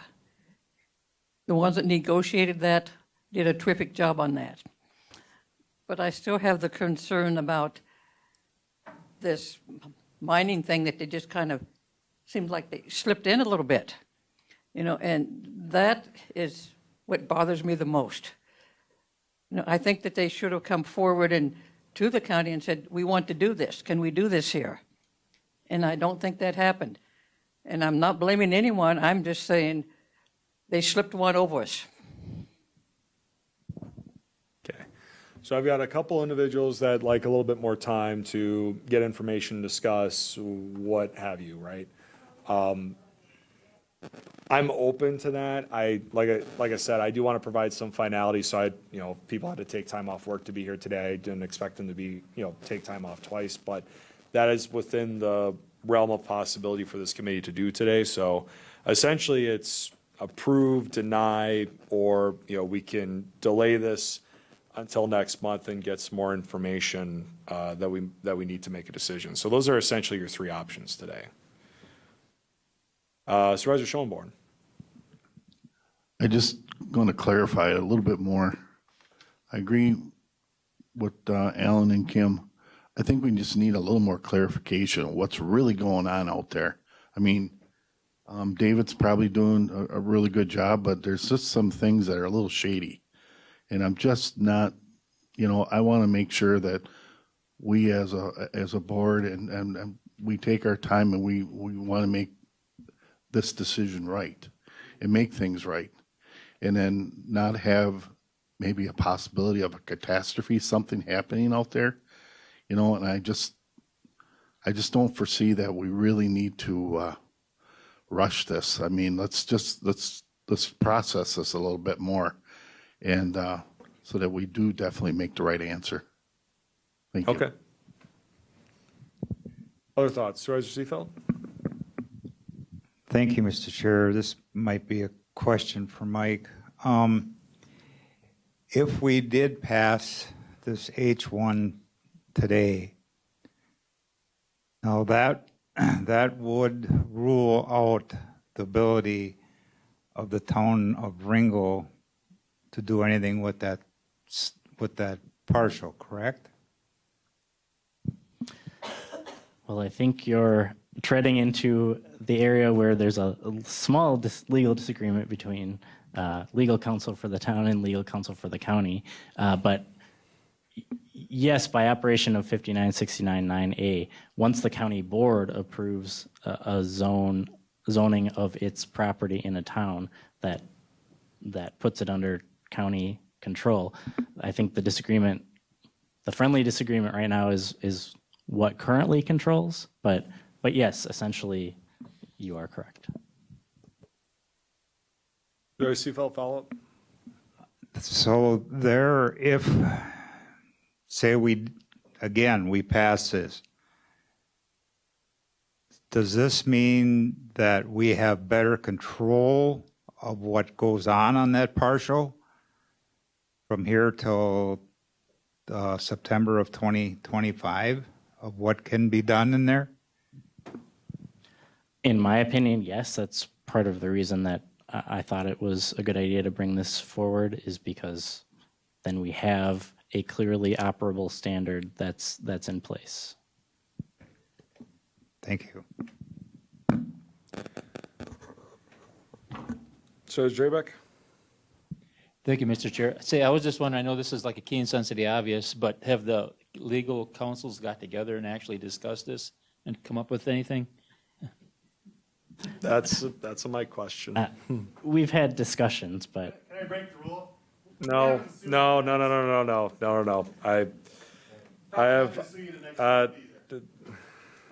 I've got a strong sense of decorum here. So, Mike, you would provide a response there? right, we've had discussions. Okay.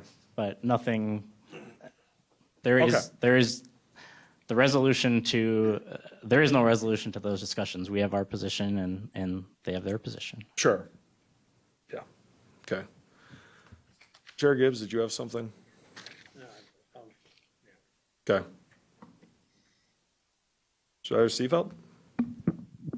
Thank you, Mr. Chair. It's always been in the past. We have never passed a rezone without having the township or a village approve the zoning. So my opinion again would be Supervisor Drabeck and Unger, that we do get a few more questions answered about this, and I would like to see the town of Ringgold at least get to the point where they would be satisfied to move this into to HI.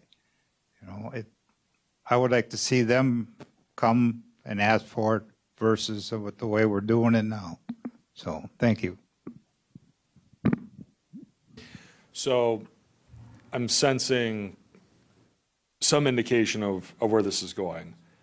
I would just say, if there is additional information that needs to be gained between now and next month, then let's have a discussion as far as what that is, right? So that way our staff has direction.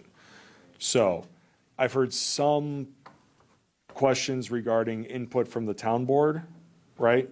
That's what I had heard, because this is a unique process within the statute. What are other things?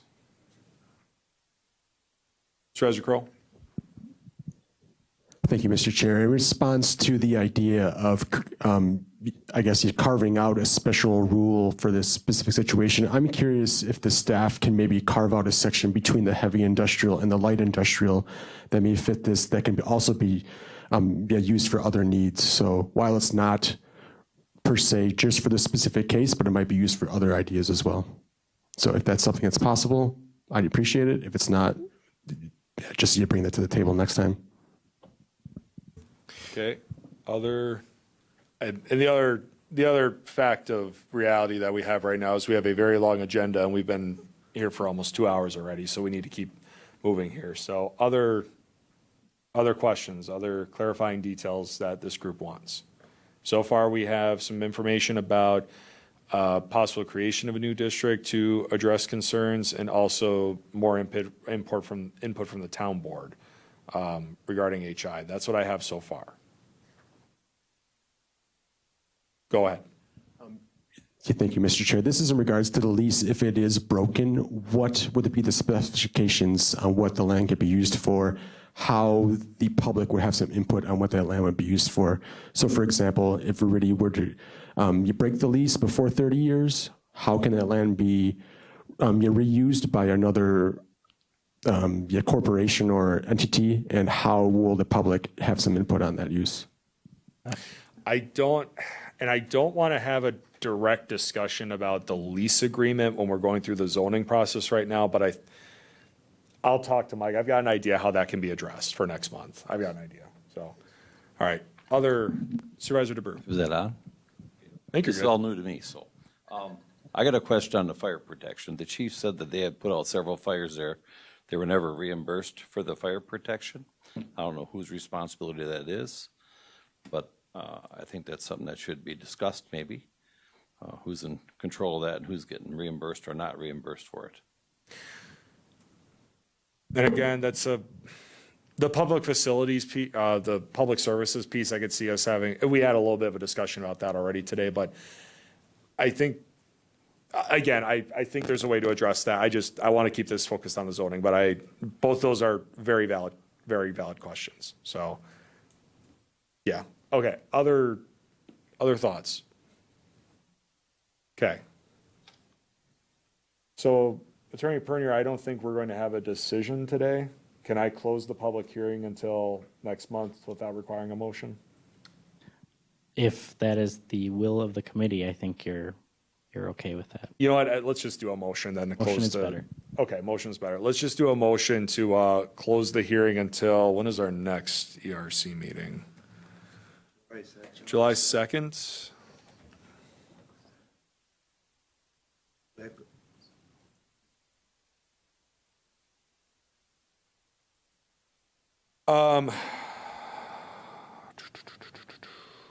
Is it July 2nd? Oh, there it is, next meeting, yeah. Is that proper wordage, Mike? Or is it better to say something for the I think July meeting, or what do you You think? could adjourn the public hearing until that. I think there could be a motion just to adjourn the hearing, right? Yep. And then I will reopen it next month. It's not that I'm going to say I'm never going to reopen it again, okay? Yeah, you've got me on camera now. I will reopen it at the next meeting. So a motion to close the hearing would be in order. Is there a motion? Supervisor Unger? Sure. Okay. Make a motion to close the hearing on the discussion. 5A5. 5A5, thank you. Okay. Motion is made. Is there a second? Second by Supervisor Schoenborn. Any further discussion? Supervisor Seifelt. Thank you, Mr. Chair. Being July 2nd. So I think I know where you're going with this. We're just closing the hearing right now. So July, we'll. You know where I'm going. I know exactly where you're going, because it's been an issue in the past. It will be reopened, assuming everybody's available in July to have a meeting. Yeah, okay. Motion is made and there's a second. Any further discussion? Seeing, hearing none, all those in favor signify by saying aye. Aye. Those opposed, motion carries.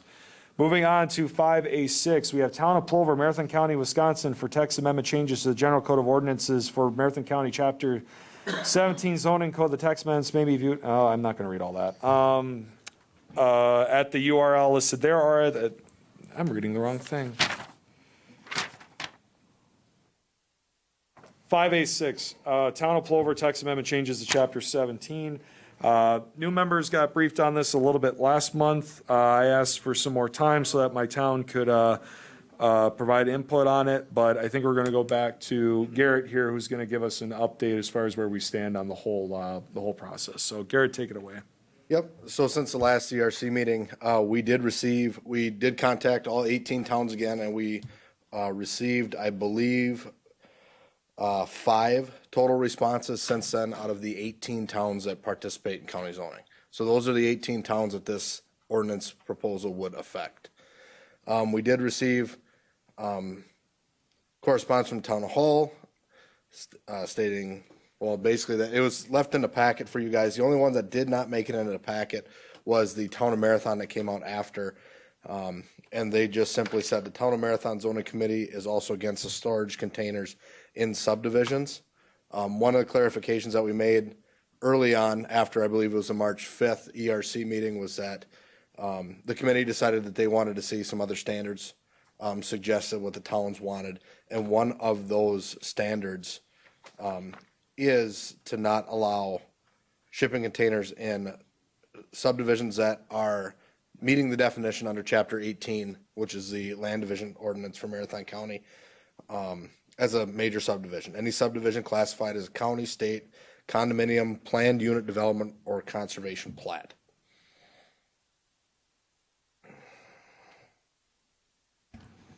So, and I can add a little bit of clarity to that as well. So, perfect. So the reason for that was the differences, and we get some confusion about what is a subdivision. The reason we wanted to put that definition in is because oftentimes in rural communities, you can get clusters of residential lots next to each other. That doesn't necessarily mean it's a subdivision. The subdivision in our ordinance that it's referring to is it has to be basically a planned out subdivision. Like it has to essentially have the plat associated with it, not just you have 4 residential parcels right next to each other. That wouldn't necessarily classify as a subdivision. But the way the code is written, if it went through Chapter 18 as a design subdivision, it wouldn't apply. Okay. Compare that to the Town of Plover's original request then, which if I recall correctly was that they would be an allowed use in all the districts. So this is as you can see on the screen, I'll try to zoom in here. This is the original petition. So the petition was to go from the urban residential, the low density residential, and the rural residential districts, and go from them not being permitted uses at all to them being conditional uses. So under that setup, with them just being conditional use permit with no additional standards attached to them, the Board of Adjustment would be the one that would attach any other standards or conditions to that permit. Now, with the updated language that was approved by the Town of Plover, this adds standards that the applicant would have to follow. If the Board of Adjustment decided to put no further conditions on that permit and just approve it as applied for, they would still have to follow these standards. These are minimums to having a shipping container in those districts. So these are, I guess, for lack of a better term, non-negotiables. But no matter what with those changes, they're not allowed in the subdivisions, is that? Correct, because we would make, part of the proposal is making, adding that standard that says that it could not be part of a major subdivision as defined by Chapter 18. And I believe the Town of Plover does not have a platted subdivision in it. It's a situation kind of like what Chad said. There's clusters of residential properties placed throughout the town, but I do not believe they have an actual major subdivision that would meet that definition. Which would explain why they're amenable to the change or agreeable to the change? Yeah. Okay. Questions for staff here? Supervisor Drabeck. I've always got a question or two. So are these, the containers are 8 foot by 40 feet, am I correct? They vary in size. Vary in size, right? the So way- are we considering square footage of containers, like say 2 20-footers, or are we considering just one of those, or what? No, so they would follow the same district standards as a accessory structure. We price our permits by accessory structure size. We also have limitations in certain districts about square footage as well. For example, in the urban residential, which is the one it's the smallest, it's just under half an acre to 0.99 acres. There is a 1,200 square foot maximum in that district for an accessory structure. So shipping containers would have to follow that standard as well as setbacks for that district as well. In low density residential and rural residential, there's a 2,000 square foot maximum for accessory structures. And then again, they would have to follow that, those set of setbacks and those regulations in those districts for accessory structures. So not only do these proposed standards would apply to that, they would also have to follow all the standards regarding an accessory structure as well. All right, thank you. That was just one container per property, am I correct? I believe right now in our ordinance, it does reference that you're only allowed one permanent container if you're under 5 acres. When you get to the rural estate, which is the 5 acre one, that one is a conditional use currently. So that would come before the Board of Adjustment anyway. And then these new standards, if they are approved, would affect those shipping containers as well. They affect all shipping containers in Marathon County.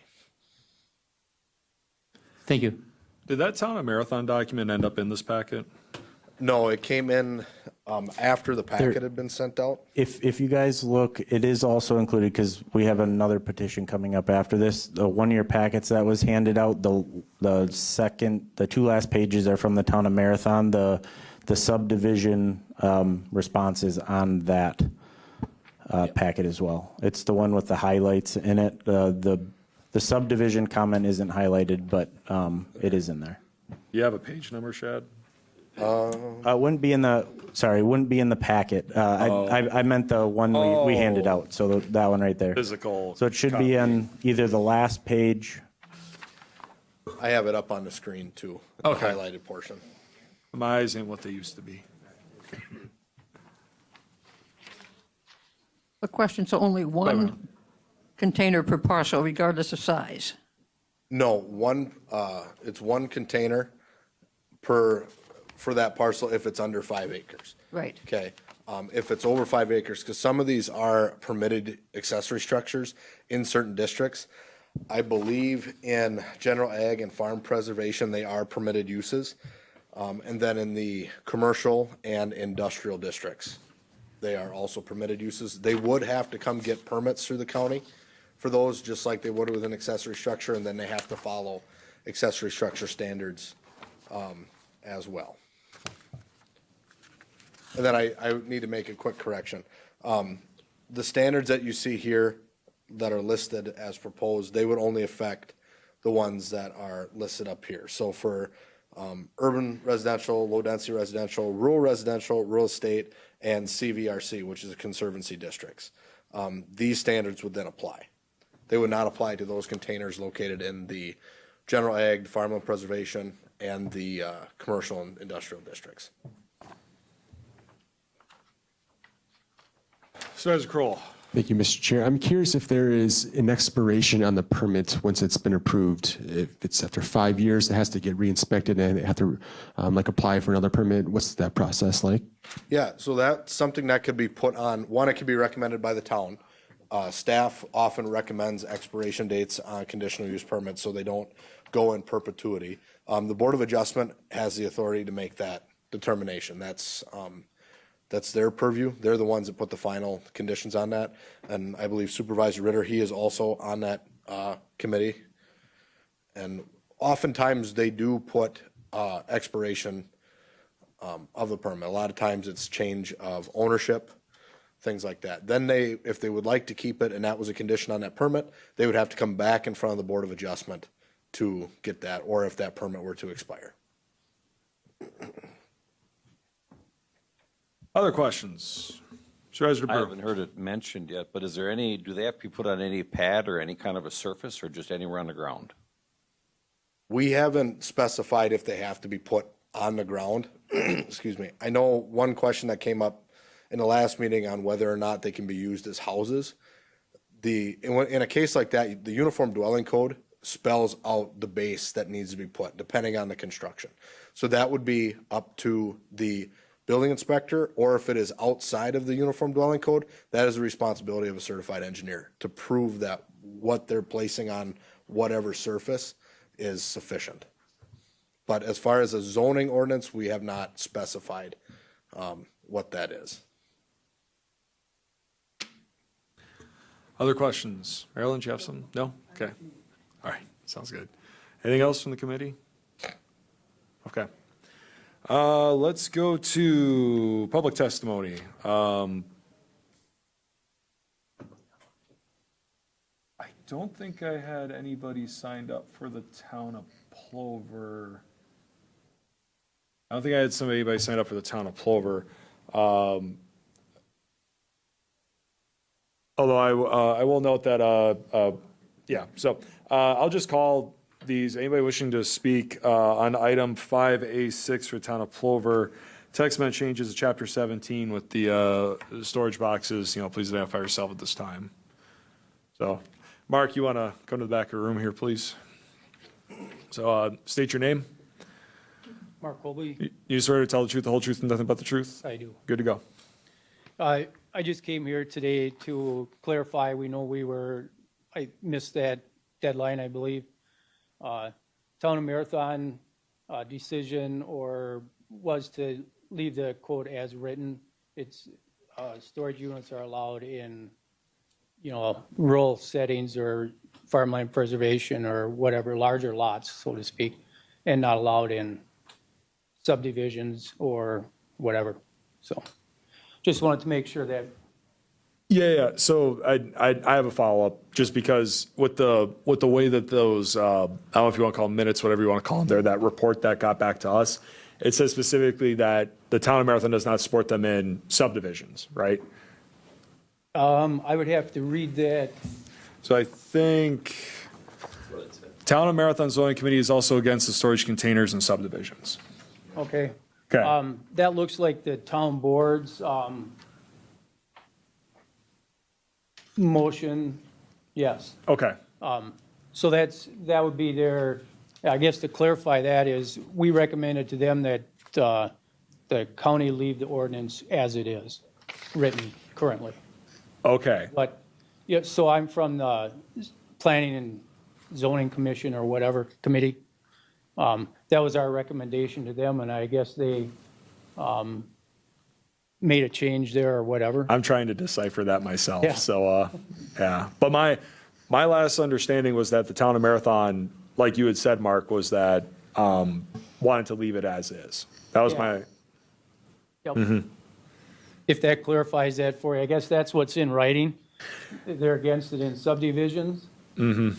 And that would be explained by, like my earlier statement, that in the current ordinance, it's allowed in a more rural setting and in the farmland preservation areas, but not in the residential districts unless with a special use permit. So I'm not going to expect you to speak on behalf of the town here, Mark, but with the changes not allowing them in subdivisions, is that agreeable?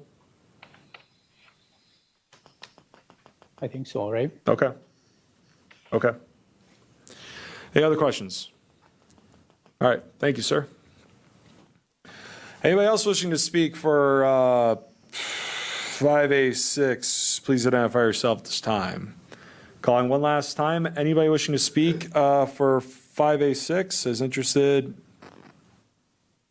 Not in favor, please identify yourself at this time, all right. Seeing as no one else wishes to testify for the text amendments for 5A6, I am now declaring the public hearing for that item now closed.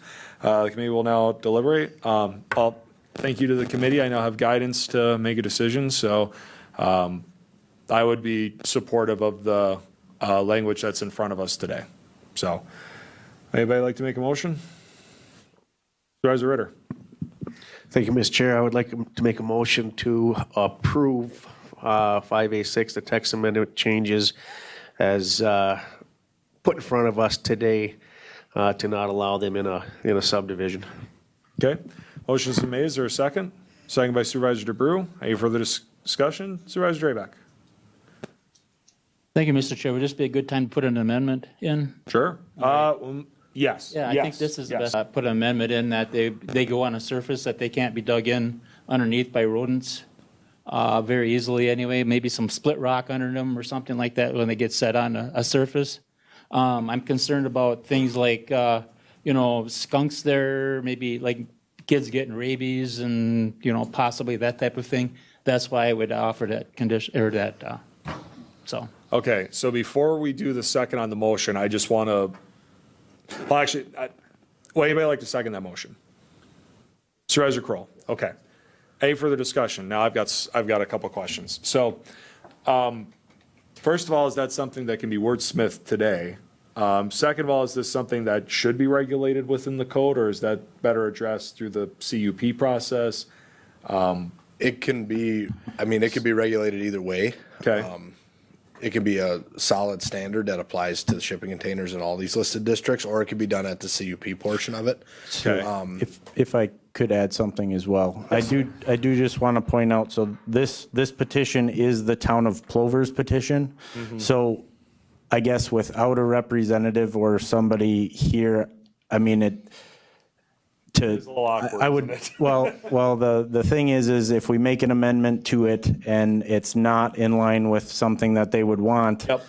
we get a little sticky there and it becomes not their petition anymore. But that, your point, since this is a conditional use, if these conditions, or that is a condition that the Board of Adjustments could put on it if it's brought up. It's not listed in the code, so it's not going to be an automatic standard, but if there were concerns brought up from the surrounding neighbors that said, we're concerned about animals living under the structure, the Board of Adjustments could say you can do this, but you need to do these things to prevent this from happening. So the Board of Adjustments can put a condition on there like that. I'd hesitate to add a condition to Plover's petition without running it past them. Yeah. Correct. Yeah. So it's something the committee can do. It's just, how would Plover feel about it? Is it better off as something that could be set as a condition from the BOA, right? Those are some things to keep in mind. So, additional thoughts? Sorry, Jacob, if I may again. For the Board of Adjustments as well, for conditional uses, they do get sent to the townships. So if the town specifically, as well as surrounding neighbors, has concerns, they have the ability to recommend to the BOA certain conditions as well. So if there's a township that is concerned about animals or whatnot, they can themselves recommend to the BOA to put a condition like that, essentially. So if it is something that a town is concerned about, they can present that to BOA as well. Is it within the ability of the, now I'm saying it out loud, I don't like this idea, but is it within the ability of the county to adopt this with the amendment and then do outreach to the town of Plover and see what their thoughts are? Between now and the county board meeting? I believe that's a question for Corp Council. I really don't like that process, but is it something that could be done? Yes, I think it's something that could be done. Okay. So, because I also don't want to kick this down the road another month either, because I've delayed it enough myself. Yeah. The other thing I would just, sorry if I may, Good. just be, I guess, if you guys do have an additional standard, I would just suggest that we be somewhat specific on what that is, so we know what to go approach the town of Plover with for their petition. For example, if you have certain specifications for the underlayment of, or what would go underneath or if it would be as simple as measures will be taken to prevent. Leave it a little bit more broad so they can choose how they want to address that issue. I think that given our, we do have a representative from the BOA on this committee, Supervisor Ritter. I feel more comfortable just letting the BOA handle this, but Chair Gibbs? Yeah, the other thing I would just reiterate a little bit is whenever we had text amendments, we've requested the input from all 18 towns, even though this is town of Plover. So we haven't, if we're going to make amendments, and I'm not trying to dissuade the committee from making amendments to it, but I think we would at least want to seek the input of the other towns if we're going to make some additional text amendments that they haven't reviewed. It's a fair point. Supervisor Drabeck? Thank you, Mr. Chair. I guess I was reading that sign back there and it said we want to be the safest county, and I just want to make sure that this is done in a safe way. That's all. That's my only thing. How it is done, or if the towns want to do it individually, or how that would work. Yep. Is, I'm okay with. I'm not questioning the intent behind this at all. I think there's good intent behind it. I think that given those site-specific circumstances that might be in place at each of these sites where those containers might be, we talk a lot about like uniformity and regulating and how that might, one set standard might not be the best thing for all those instances within the county, right? I don't know. I've got, for a multitude of reasons here, I think it's more appropriate for the BOA to take care of this. Those are my thoughts. So there is a motion on the floor here. Now, as part of that motion, and I got to ask staff for clarity here. I mean, if the motion has been made to include something like that in there, in order for there to actually be something written, there would have to be some more guidance as far as what would need to be included under those structures, right? Correct. So You would have to put what that material may be, if there's any other specifications that go with it. We don't currently regulate those things for other accessory structures. Those are left to the Uniform Dwelling Code if that town has adopted it for accessory structures. Okay. So I guess I would look to the committee, well, that would have to be included in the motion, wouldn't it? Right? I believe if there was going to be an amendment made. That would all have to, like the specific language that have to be inserted into the code, right? Right. We would need that because we need to know the exact text of what's being amended and where it's being inserted. Sure. So I've got two thoughts here. I probably won't, just so we're clear, just because like I said, I trust the BOA to do its job, I'm probably not going to support something like this, but just to help out the folks that are making this amendment. If you have that language today, then provide it and we can vote on it today. Otherwise, you're probably better off making the motion to postpone, because that way that gives you time in order to make that language, right? Those are just my thoughts. Like I said, I'm probably not going to end up supporting it, but I just want to help you folks out if that's something that you want to introduce. So, Supervisor Drabeck, did you have something to add? If we back up just a little bit and put that as the question or something that the Board of Adjustment has to address, not just maybe addresses, but has to address, then I would withdraw my motion.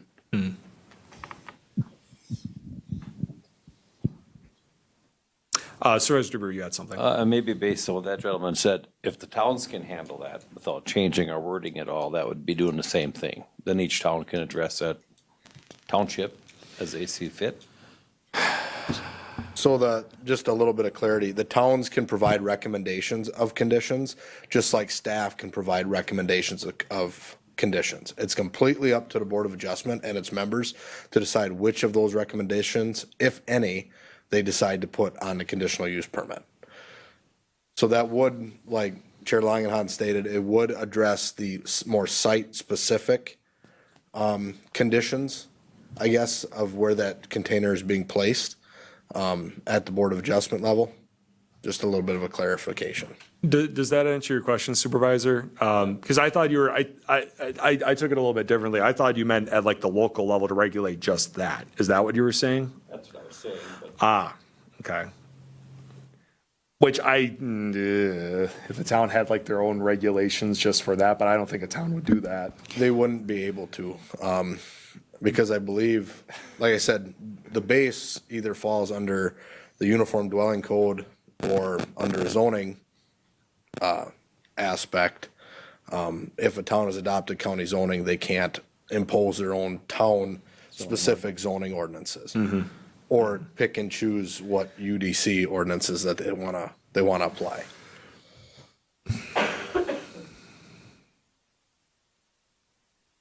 I mean, if it was a big enough concern, I feel like the town board would be bringing that to the BOA's attention, right? I mean, those are just my thoughts. And there is an appeals process of all Board of Adjustment decisions to the circuit court. So there is an. I didn't know that. They must be doing a good job. Sorry, Garrett, what are you saying? You're good? I'm good. Okay. Other thoughts? Supervisor Seefeld? I am not going to be voting for this. I am going with my constituents that are within my district that are against putting shipping containers into the townships. So I will not be voting for this. Okay. So as far as the amendment in place, did Supervisor Drabeck, did you have other information to? Oh, sorry, we were going back to whether or not the BOA could be required to look at something like that, specifically with storage containers. Corp Counsel, can you make a requirement like that for the BOA to follow in the zoning code? I feel like that would have to come from the statute itself, wouldn't it? That's my initial thought. My initial unresearched thought is that would need to, the BOA is created and guided initially by the statute. We also do have ordinances governing BOA, but they get their authority from state law. So I'd have to look into whether state law allows the county to require additional conditions be considered. Okay. So you would need more time to research that then, is what I'm hearing. At least a few minutes. At least a few minutes? If I may as well. I mean, the other thing is too, is that if a supervisor had a spec in mind of what they wanted for that underlying, I don't want to call it a structure, but that layer, then I think that would be the time to bring that up and withdraw the other motion, right? That.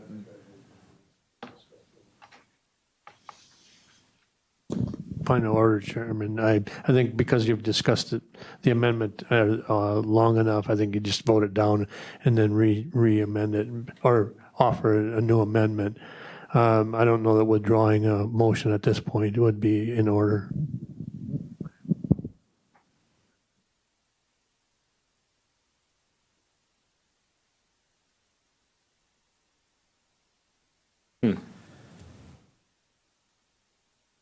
I don't know how to rule there because if the motion's on the floor and we're discussing the facts of the motion itself, this can be settled pretty simply. Supervisor Drabeck, would you withdraw the motion? At this late hour, I'd be happy to. Okay, done. So now it boils down to, does a supervisor have a spec in place for this? If they don't, then the option is to postpone. It's pretty simple, folks, right? Okay, so somebody want to do that? Leave it be? Leave it be as it is. Okay, Supervisor Drabeck? Leave it be. Okay, so now we're back to the original motion. That was good discussion because we understand the process now. That was not, like I said, that was not worthless, right? I want to be clear about that. So we are back to the main motion. Okay. Any further discussion? So we're back on the motion. If a motion to approve sends this up to the county board for its approval. Okay. All those in favor signify by saying aye. Aye. Those opposed? Aye. No. We got to do a roll call vote, don't we? Okay. Marilyn, you're not a voting member. So, Mr. Miller, how do you vote, sir? I'm a voting member. I believe he is, isn't he, Corp Counsel? You're a voting member. Yes? Okay. Supervisor Kroll? Nay. Supervisor Schoenborn? Yes. Yes. Supervisor DeBrew? Okay. Supervisor Unger? Yay. Okay. Supervisor Drabeck? Nay. Nay? Supervisor Seefeld? Nay. Okay. Supervisor Ritter? Yes. And myself, I will vote yay. So 1, 2, 3, 4. Passes 4-3. Sorry, 5-3. Sorry. It's been a long meeting.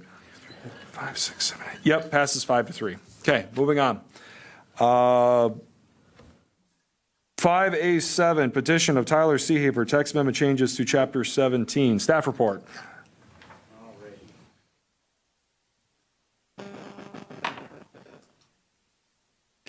All right, so this is very similar to the text amendment that you guys just went through in the process-wise. The only difference is, so according to Chapter 17, anybody who owns property in a county-zoned town can request or petition to amend the zoning code. That's Chapter 17.08 or 806.04. So this petition is by Tyler Seehafer to amend the Marathon County Chapter 17 zoning code. More specifically, code language referring to farm consolidations. Before we get into that, I just wanted to give a brief kind of what a farm consolidation is to the committee. So a farm consolidation is essentially a pathway for a property owner to split off a farm residence or structures from the overall farm parcel without needing to go through the rezone process, given that it meets the required listed in our code. So the current language in our code for farm consolidations is farm consolidations, farm residence constructed prior to January 1, 2014, and farm structures may be separated from the farm plot and not be required to be rezoned, provided that the parcel created conforms to all regulations set forth in the rural residential district, but not to exceed 4.99 acres, and meet the requirements of the General Code of Ordinances for Marathon County Chapter 18 Land Division Survey Regulations. Residences constructed after January 1, 2014 would be required to rezone from farm preservation zoning. The proposed language for this section is farm consolidations. Farm residence constructed on a particular parcel prior to January 1, 2014 and farm structures may be separated from the farm plot and not be required to be rezoned. This is provided that the parcel created conforms to all regulations set forth in rural residential district, but not to exceed 4.99 acres, and meets the requirements of the General Code of Ordinances for Marathon County Chapter 18 Land Division and Survey Regulations. Residents constructed on a parcel after January 1, 2014 would be required to be rezoned from the farm preservation zoning.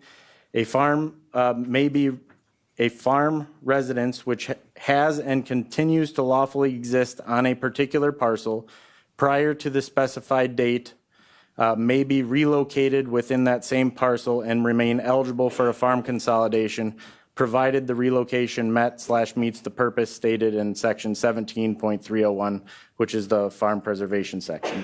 So essentially the difference that's being here is currently, as we speak, if you had a house that was on a particular parcel and it was built in place and it existed in that location prior to January 1, 2014, if you moved that house somewhere else on that same parcel, it would not qualify for a farm consolidation. You'd have to go through the normal rezone process, which is what you did earlier in this meeting. The text amendment would allow for that house to be moved on that parcel, on that same parcel, and then be split off and still remain eligible for the farm consolidation. So essentially they could move the house to a different location as long as it's on that same parcel, and it'd still be eligible to be split off without needing to go through the rezone process. So the one, I did want to just mention that the applicant does have a presentation that they wanted to kind of give you the reason that they're petitioning this. But I do want to give a couple clarifications as to a few things on this as well. While the petition is referencing language in the farm preservation section of our code, we also do have another section of farm consolidations. It's included in your packet as well, We did work with the applicant just to make sure if this did go through, language would stay consistent throughout the ordinance. But farm consolidations are also allowed in general agriculture. So if this amendment were to go through, I would urge the board to at least make the language consistent among both sections of the code, so we can make sure that farm consolidations are handled the same way in both circumstances, whether they're in farm pres or general ag. Let's see. So I did also want to mention that since this ordinance change, if it were to pass, would affect our farm preservation zoning code, we do have to, because it's a separate code that we have to get approved by DATCAP. Before it can be approved by county board, we would need to go forth and get DATCAP's blessing on the language that's written. So essentially what that means is what we'd be essentially looking at for the board is if you were to pass it, it would be one, we would either have your blessing to send it to DATCAP for their review to make sure it's consistent and abides by their statutes that they have to follow, or your blessing as well to basically send that to DATCAP, and then if it is approved, we can send it right to county board. It's kind of your choice if you want it to come back to you or not. But I did just want to make that clear because this isn't one that we can just pass and then we can't take it to county board right away. It does have to get approved by DATCAP prior to it becoming in our ordinance. So DATCAP, the Department of Ag, Trade and Consumer Protection is essentially what it is. So they're the agency that oversees our farm preservation code, and as well as our farm preservation plan. We did reach out for the towns. We sent out towns to get town comments on that. You have a few of them included in the packet that was included, that was sent out digitally to you guys. Town of Hewitt met on Monday, May 13th, and stated the town board has no objection and agrees with the amendment. In the minutes, it was a little unclear if they were talking about the Plover amendment, which you had just talked about, versus this one. I did follow up with an email and get email confirmation that they were referring to the consolidation language with that in their minutes. The town of Plover met on Tuesday, May 14th, and they took the stance that they didn't have a comment on the issue. The town of Knowlton, so these are not in your packet, but they are included.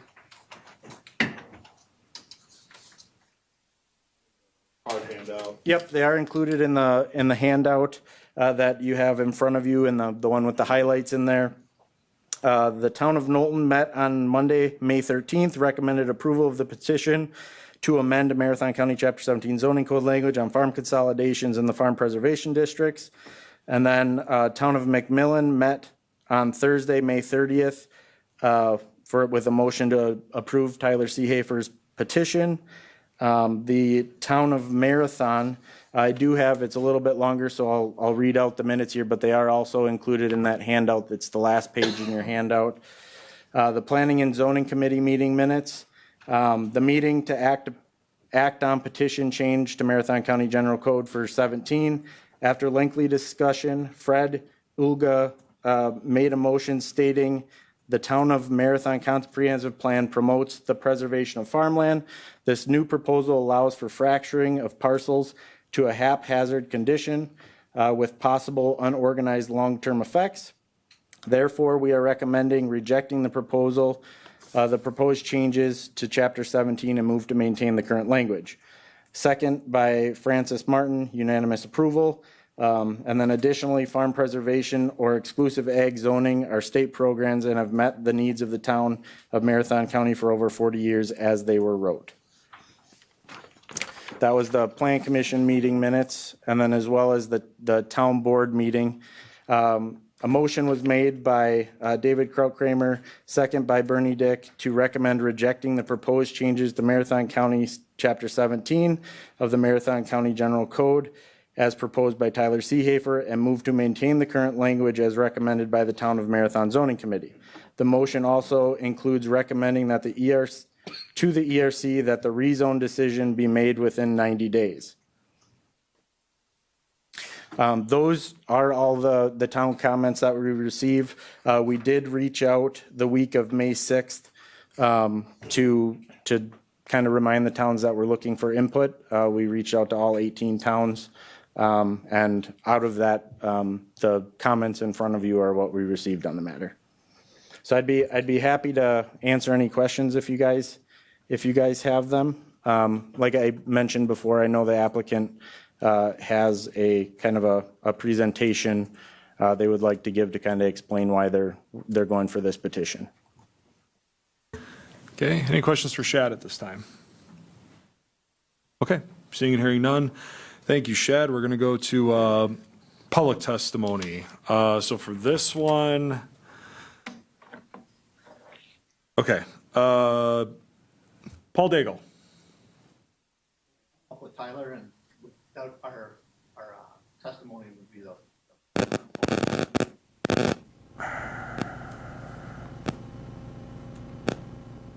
That's a good question. Okay, my attorney's saying it'd probably be okay, right? I think so. As long as they're both on behalf of the applicant, I think you can accommodate that process. Okay. All right.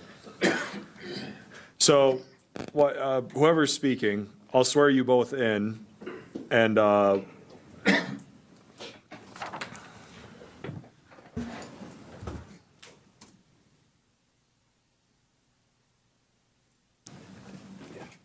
Get sure it's showing up right. Yep. so before we get too much farther, I'm going to swear you both in for the record. So, your names? Okay. Tyler Seahafer. Okay, raise your right hands. Do you both swear to tell the truth, the whole truth, and nothing but the truth? Yes. Go ahead. Okay. So I'm Tyler Seahafer. I farm in the town of Marathon. This text amendment's brought up based on a property I had purchased about 5 years ago. We're not going to run through this whole presentation. I just want to point out basically two things. I just want to show you why this arose, and then a couple points about the text amendment itself. So this here is a picture of the parcel that we're talking about. So it's actually the right 40 that's right of the R28, R6, 23 wards there. So that house, that blob in the center, that's a farm residence. That driveway is a quarter mile long, and that house sits a quarter mile off of Hollywood Road.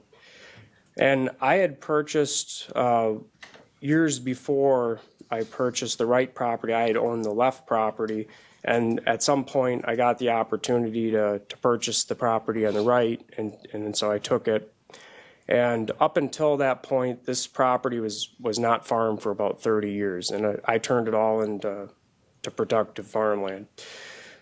So as time went on, it's very difficult to keep this driveway plowed in the winter. There was a lot of rodents and stuff in the house, like the stove and stuff. When I bought it, was absolutely destroyed because you literally have cornfields, and this was all tall grass for 30 years, and it's a rock foundation.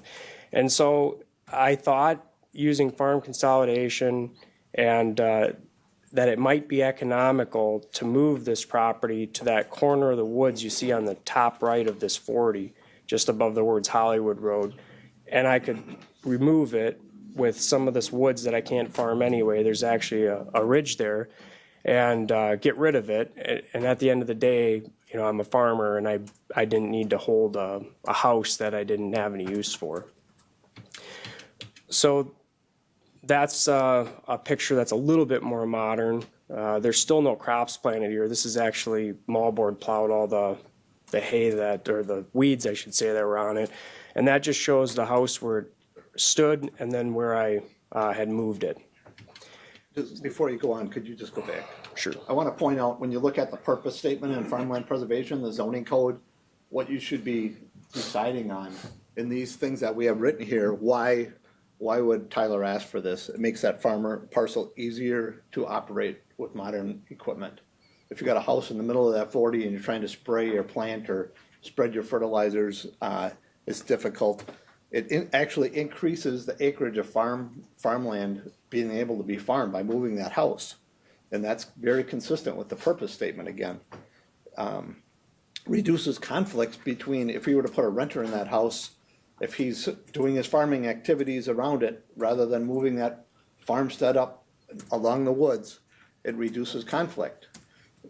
So, it really it also provided an option for him to sell this residence once it was properly relocated, because a house, it's a non-productive asset for a farmer. If you go to the picture of the house, this is the house we're saving and putting on a new foundation. He added a beautiful garage with it. This should not be tore down and just turned into cropland. So he's doing what he thought was the best for this property.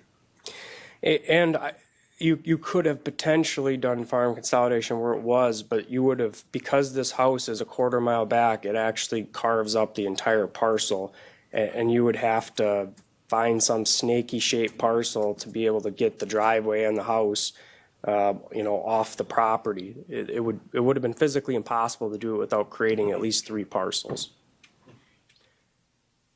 So this is just what the survey plot looks like of that house. I even bumped out past the mound to keep as much farmland on the field side as I could. And this is what it looks like today. It's actually, this is about 2 years ago, or about maybe a year ago. This, is all one cornfield now. Well, it rotates, but this is all one field now. The house is off to the corner by the woods. The driveway's been removed. The house has been removed. That rock pile has been removed. And we've reclaimed the land as it was 126 years ago. This house was built in 1899, and it's been on that parcel ever since. So where we ran into an issue, it wasn't putting a foundation under it. Based on the text of Chapter 17 for farm consolidation, it was determined that constructed prior to January 1st, 2014, if it refers to a spot. And so, and you can correct me if I misspeak, Shad, but putting a new foundation under the house where it stood would not have disqualified farm consolidation. But moving the house even 10 feet from its original location would have disqualified farm consolidation, because it's no longer considered constructed where it sat, even though it's still on the same parcel.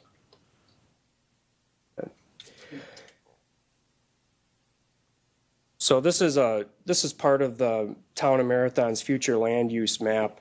The red dot, the circle, is where I moved the house to. The yellow blob to the left of it is the house where it was. So all this brown is farmland, and you can see there's some subdivisions to the east of this property. And I just took the yellow blob, pulled it out of the farmland, and put it closer to where all the residential stuff currently sits. So how we, I guess, go to fix this, or to, let this be something that can be done. And, it's in the spirit of farm consolidation. DATCAP, in their response when they had looked at this, while they said that, they didn't know if this would qualify for farm consolidation, they said it was in the spirit of farm consolidation. I believe Shad said it was in the spirit of farm consolidation. I'm sorry, the farmland preservation. So there's 2 chunks that changed. The first paragraph in red, that's redlined, and then it was replaced with the spot in blue. The only difference between those 2 pieces is the word "on a particular parcel." So there was some concerns from the Town of Marathon that, well, you can take this house and suddenly move it onto a different parcel somewhere and section it off. And so we wanted to make sure that it's isolated to this parcel. So the proposal here, this only works if this resident that has existed prior to January 1st, 2014, the ordinance date, is being relocated somewhere on the existing parcel. And so then the next part is all verbatim, all the black text. And then in B down below, the first part is actually the same wording. I think the word districts was just added after zoning. And number 1 is new. And so here, there was also a concern from the town of Marathon that farm consolidation isn't just for houses. It's not just for farm residents. It's also for farm structures. So if, for example, you had a farm and it had a house and a grain bin on it, if just saying we can move things was allowed, you could move a grain bin over to the corner somewhere, section it off, and then build a house on that parcel. And so we wanted to make sure that that didn't happen.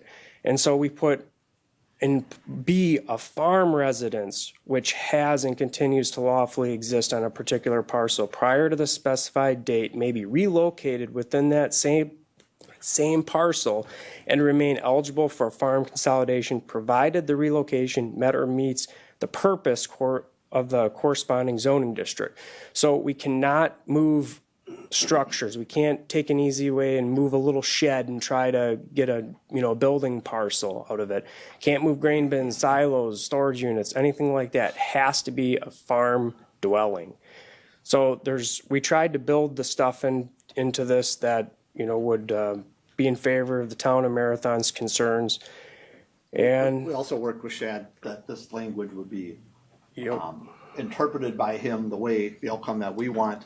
But it goes beyond just Tyler that, we really reflect back on that purpose of farmland preservation.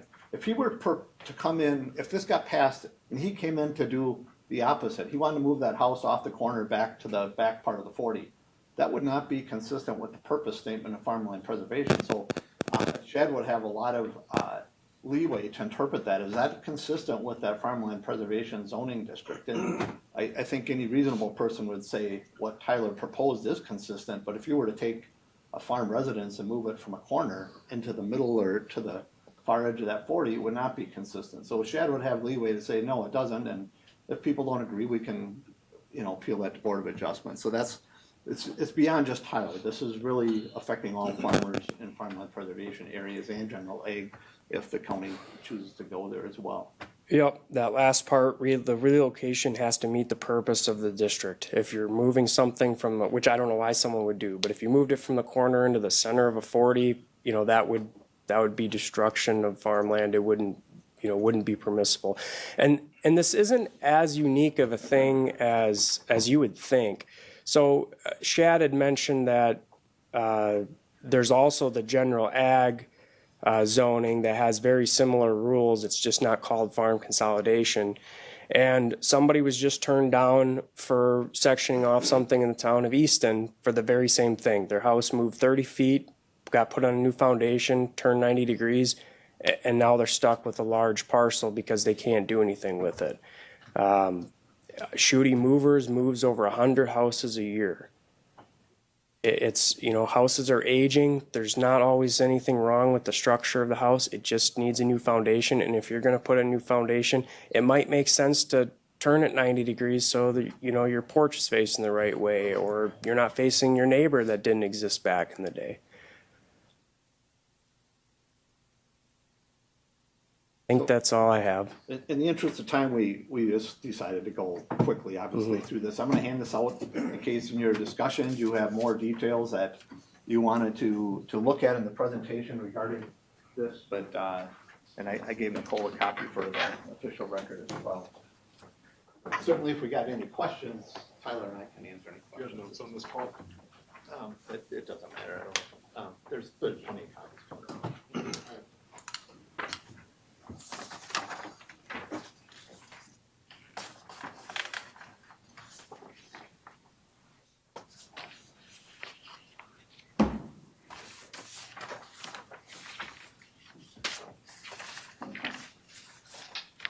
All right. Questions for Paul or Tyler at this time?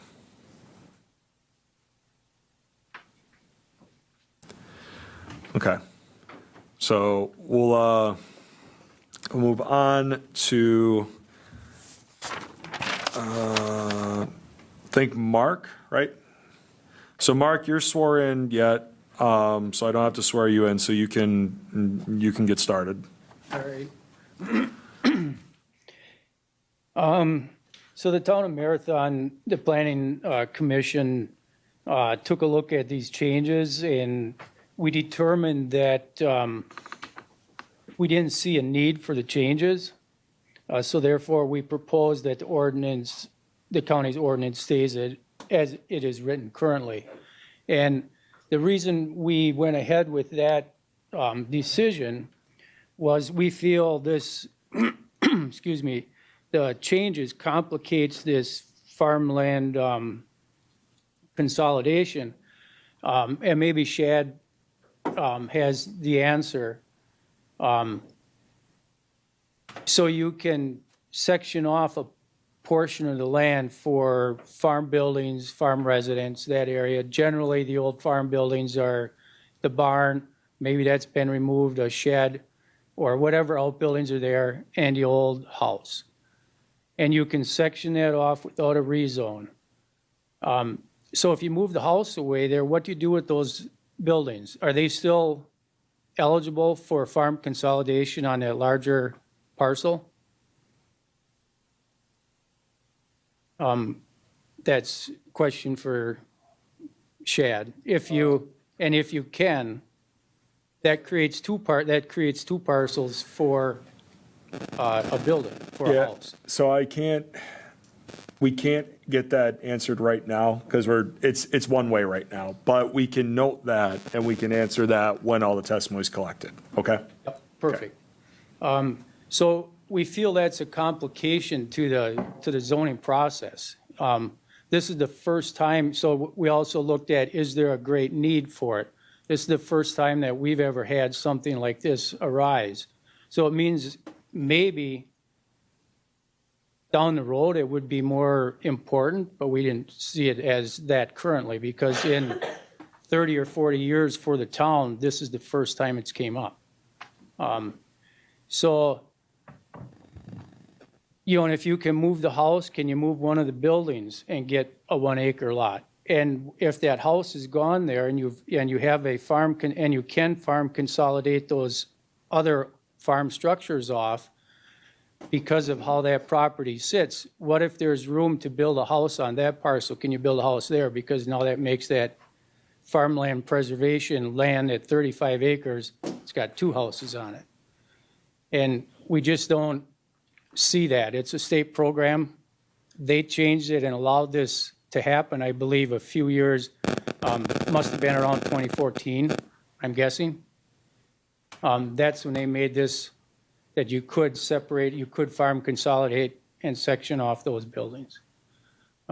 Perhaps the state will take this under their judgment at a later date when they look at their farmland preservation laws or rules or whatever regulations that they have, and it'll be addressed there. So that's all I have. Okay. Any questions for Mr. Colby? All right.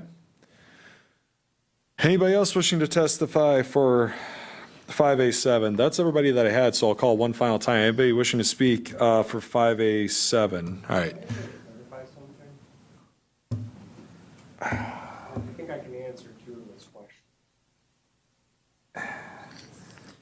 So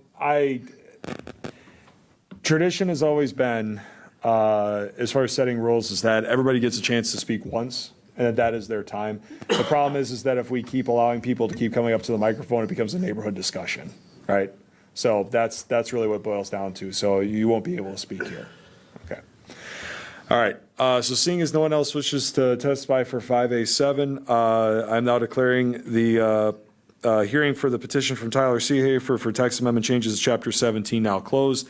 The committee will now enter into deliberation. So I can understand, well, actually, we have a existing question that was out there from the testimony, which had to do with the what would happen with those other buildings if you move that house away, right? It was related to farm consolidation. So Shad, do you have an answer to that question? So I would, to be frankly honest with you, as far as that goes, I would need to look into that one a little bit farther as far as those other buildings. Now, you wouldn't be able to necessarily pick up a silo or something. You could pick it up and move it and consolidate the silo off. The relocation has to be, how this is proposed, has to be a home. I will say that the way the text is currently proposed, if the interpretation was that so let's say a house is right next to it, hasn't moved, it gets consolidated off, but they didn't consolidate the building right next to the lot, that building is still on a separate lot. So as the language currently is, if the code would allow it, and again, I would have to look into this, but that aspect wouldn't change with this code as far as if you'd be able to split off the we'll call them accessory buildings. So that aspect wouldn't change, because you could, in the code right now, you could split off the house with the parcel that's at least 2 acres, but no greater than 4.99. But you could have an accessory structure, a farm building on the other parcel. So the question would be, would that one be eligible for a farm consolidation as well? And that would be something I would have to look into. That's something I would generally, we haven't had a request like that. I'm sure it'll come in the future, so it's probably not a bad idea to look into, and that'd be something I would want to get, one, my team involved with. 2, I'd like to talk with DATCAP regarding that as well. But that aspect of it could potentially happen in our current code if it was deemed to be allowed, essentially, if that makes sense. Well, I think, so then what you're saying is, Shad, is that question needs to be answered no matter what, right? Correct. Yeah. Yep. Okay. Sorry, if I could as well. So a farm consolidation still, so one thing that we do look at is the residue property. If you have a 40 and you take off 4.99 acres, the residue property, so the parcel that was also split off, still needs to conform to the zoning district size standard. So if it's farm preservation, the minimum size standard is 35 acres. So if you have a 35 acre parcel and you do a farm consolidation, well, now that residue property is under 35 acres. So in order for that consolidation to even happen, that larger parcel needs to be rezoned anyway. So we run into those situations all the time. That's why with this one, it really kind of depends on, that'll be an aspect that we'll have to look into as far as if you're starting with a 35 acre parcel or a 40 acre parcel, you split off 4.99 acres, you're pretty close to that 35 acres. If you want to split off the buildings again, you know, that it would also have to be the purpose and intent of the farm preservation ordinance as well. So we look at that too, to make sure that that split would actually be, that consolidation would be appropriate as well. Chair Gibbs? I guess, Chad, I did have one question. Is there any requirement as far as the condition of the home that the original parcel is on? So the original parcel, again, we'll say at the full 40, is there any requirement that the condition of the home that's being considered to be potentially moved and then consolidated through farm consolidation, is there any requirement that that home be habitable, or could it be, for example, a run-down home that's uninhabited and now come in and I want to move that home and build, in effect, build a whole new home, that this would not be, this would be would be permitted under the proposal that we're looking at now? So the only as far as our code specifying, like if it's dilapidated or something like that, doesn't specifically say that. It does need to meet the requirements or the definition of our farm residence. I can pull that up here quick if you want to hear what the definition of farm residence would be. But if it doesn't meet the definition of a farm residence, then it wouldn't be eligible for a farm consolidation either. To my knowledge, I don't recall anything in our specific code referencing if it's dilapidated or not. So farm residence means any of the following structures that is located on a farm, a single-family or duplex residence that is the only residential structure on the farm or is occupied by any of the following: an owner or operator of the farm, a parent or child of an owner or operator of the farm, an individual who earns more than 50% of his or her gross income from the farm. Farm residents within the Farm Preservation Zoning District are subject to standards and requirements of section 17.30106, which is the farm preservation section. So it doesn't, our code for farm consolidation doesn't necessarily say anything about the condition of the home. And it didn't say and occupied, it just said or occupied, right? Correct. Other questions? Okay. We can have some discussion now. And other questions can come up as is. The two houses with the sectioning off on one parcel definitely gives me some concern. That was a huge point of contention back when we were doing the comprehensive revision. I think that was in 2016. I want to say 2016 was when that came up, and the 35 Bakers. Marilyn, you were on that group. You know how much how much heartburn that caused. Much. Yeah. Well, I think that given the town of Marathon's input, especially because I represent the town of Marathon and with the concerns with the site, I can't support this. So, other thoughts? Senator Seifelt? Yeah, I really don't see the reasoning why we need to change this. I mean, it hasn't been an issue for the last how many years? I don't think it's an issue now, but maybe down the road, it might be, but as of right now, I cannot support this. So, thank you. Other discussion? Supervisor Ritter? Thank you, Mr. Chair. Out of my townships I represent, 2 of them had comment, and they both voted to approve this. So I will be following the will of my people and voting to approve this. Okay. Other thoughts? So we'll go through our 3 options, right? Motion to approve, motion to deny, motion to postpone to a future meeting. So those are the 3 options here. Would anybody like to make a motion?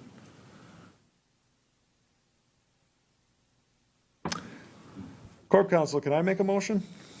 As the chair? Go for it. I don't like when the attorney says that. Go for it. All right. I guess that's kind of permission. I would move that we deny the petition for 5A7. I move that we deny. Second by Supervisor Seifelt. Any further discussion? Seeing none, all those in favor signify by saying aye. Aye. Aye. Those opposed? Nay. Think that passed. I think there were 2 that voted no there. We'll do a roll call just to be safe. So, Tim? Sorry. Tom? Nay? Thomas? Aye? Nay. Nay? Aye. Aye? Kim? Okay. Al? Aye. Rick? Nay. And Mike? Nay. Nay. And what's that? He was an aye. You're an aye? Supervisor Seifelt? Okay. And I would also be an aye. I made the motion. So 1, 2, 3, 4, 5. 1, 2, 3, 4. So the motion passes 5-4. Okay. Moving on to 5A8. So what I'm going to do So first of all, is Lori available for this one, or is somebody else from staff available for this one? I believe we have Kirsty here. So Kirsty, here's what we're gonna do. You're gonna, or please, do this one. We're gonna take a very brief 5-minute break, hopefully even less than that. What I need to do is I need to talk to staff and see what they need to get done now today. We're not gonna get through this agenda, okay? And I don't wanna delay you with the 5 minutes anyway, but I need to talk with staff and see what needs to be done today so I can get you guys out of here, okay? Is that fair? Okay, so let's do this one and then we'll move on from there. So Kirsty, you can go ahead.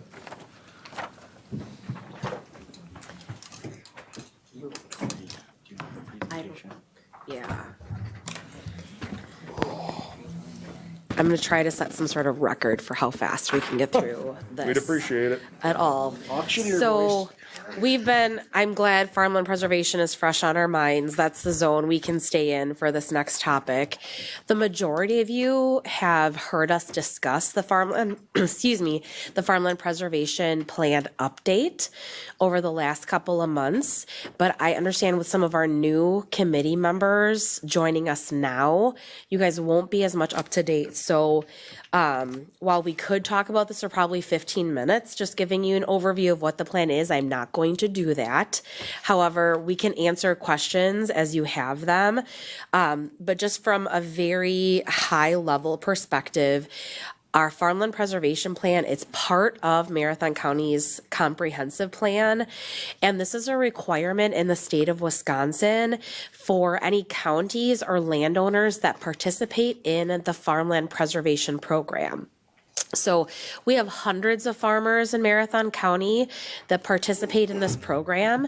To participate in it, you receive tax credits from the state of Wisconsin as long as you're following all of the state's agricultural standards for soil and water and basically, conservation. So you get those tax incentives for working your land in a right way that's going to preserve our soil and lead to clean water. And so our farmland preservation plan is due to expire December 31st of this year. So what we are trying to do is get that plan updated and resubmitted to the Wisconsin Department of Ag so that our farmers can continue to get those tax credits. If we fail to update and adopt it as a county, those farmers would not be able to continue to receive those tax credits. I don't know how much money comes into Marathon County every year from those tax credits, but I'm sure it's probably in the millions. It's a lot of money because we do have a lot of ag land in the county. So what we are asking you today is to adopt the farmland preservation plan that most of you have had a chance to look at and to review. It has been posted on our website, the draft of it, since early 2024. We've had opportunities for public comments for Hey, many Kirsty, months. I just realized I think this is still a hearing, so I think I have to swear you in, actually. Oh, Yeah, so, okay. I was just giving the overview. yeah, so do you sort of tell the truth, the whole truth, and nothing but the truth? I do. Okay, and everything you said was true and factual? Absolutely. Okay, go ahead. was. Always. Thank Sorry. you. Yeah, no, all good. So just in a very brief update, we submitted our draft plan to the Wisconsin Department of Ag in which they can certify it for us. We received word back from them that they had just 3 small changes they wanted us to make. They wanted us to update the utilities trends section. They wanted us to include specifics on all of our septic systems, our POUT systems. They also wanted us to connect our broadband expansion that we listed in the plan. They wanted us to connect that better to the ag community and how it affects our farmers. And then the last thing they wanted us to change in our draft is they wanted us to focus more on some current trends of what we're seeing in agriculture going into the next 10 to 20 years. So what do we anticipate those changes to be? So we made those updates, got them back to them, and we received word from DATCAP that they officially are ready to certify our plan. So the next step bounces back to ERC, and you guys are asked to adopt this plan, and then the next step would be to send it to county board. And that's my brief summary. Okay, any questions for Kirsty? All right, thanks, Kirsty. Yep. All right, very briefly, because I didn't have anybody signed up for I think I had anybody signed up for the farmland preservation. I guess I technically had one person here for, somebody wrote FPP in their agenda item, or in the agenda item that they signed up for, so.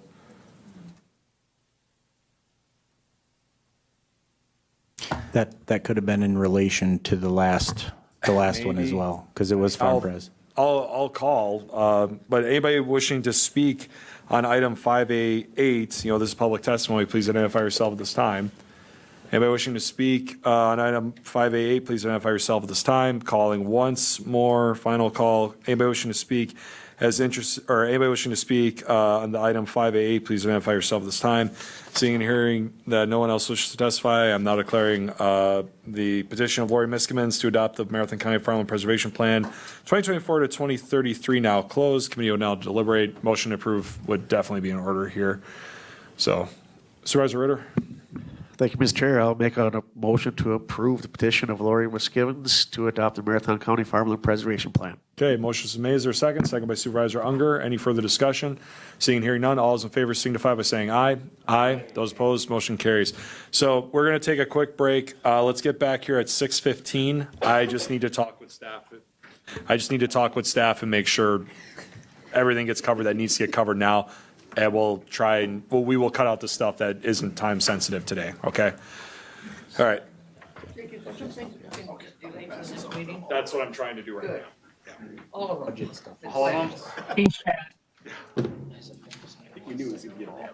Chad, can you hear me? Yeah, so the budget.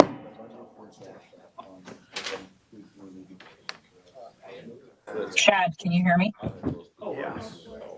Yeah, we can hear you. We can hear you.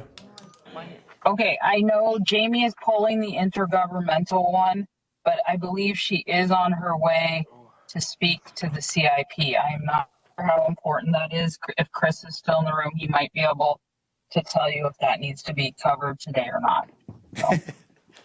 So Chris, what do you think?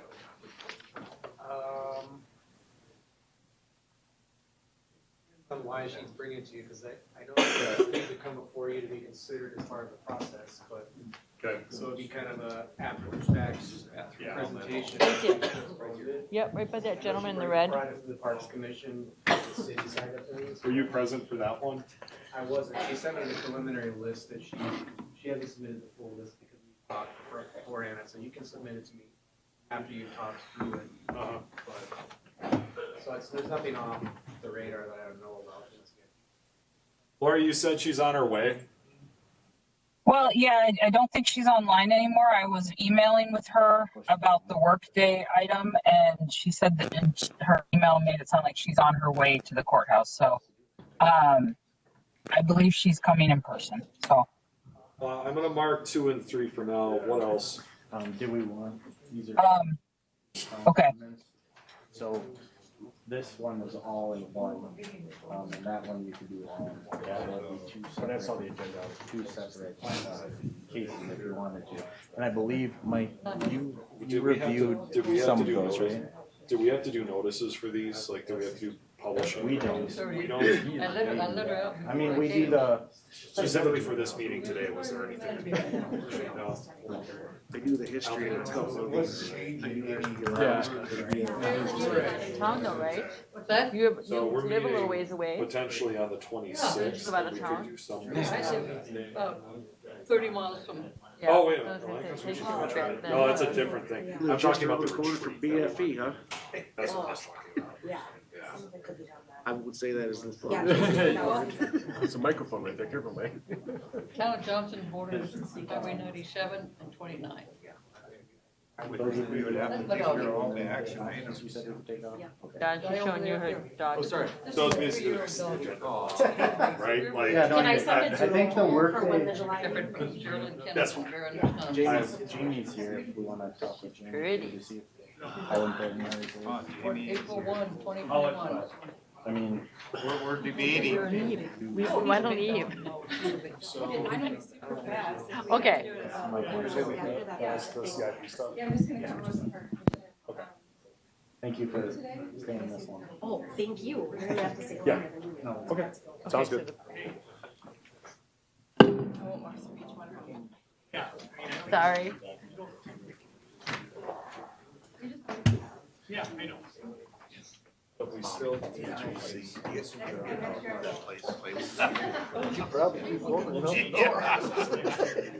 Oh, the air. We're coming out of the I don't know if I have anything. Like some mints. As an official, you gotta think of. I have some ginger. Really strong, no. And these are just regular. You gotta do your best right now.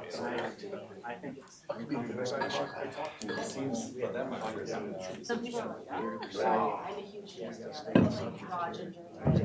Absolutely. It's like, yeah, after all the conversation, then I went to Ice here, and then it's like, something, all these points of views. Yeah. The other one was a lot easier. It is 6:16. We're going to try and reconvene here. Can somebody check tech and make sure they're good? If they turned anything off? I don't know if they did. It's on online? Can you please, Lance? That'd be great. Oh, gotcha. You are prepared.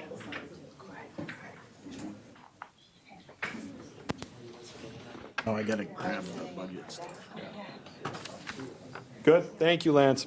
All right, I'm gonna call the ERC meeting back to order. I've got good news for everybody. Putting our heads together, we got rid of one item. No, it shouldn't take that long. I hope we're all done by 6:30. So let's go to B, review and possible recommendations to the county board for its consideration. Town zoning changes pursuant to Wisconsin statute 60.62 sub 3.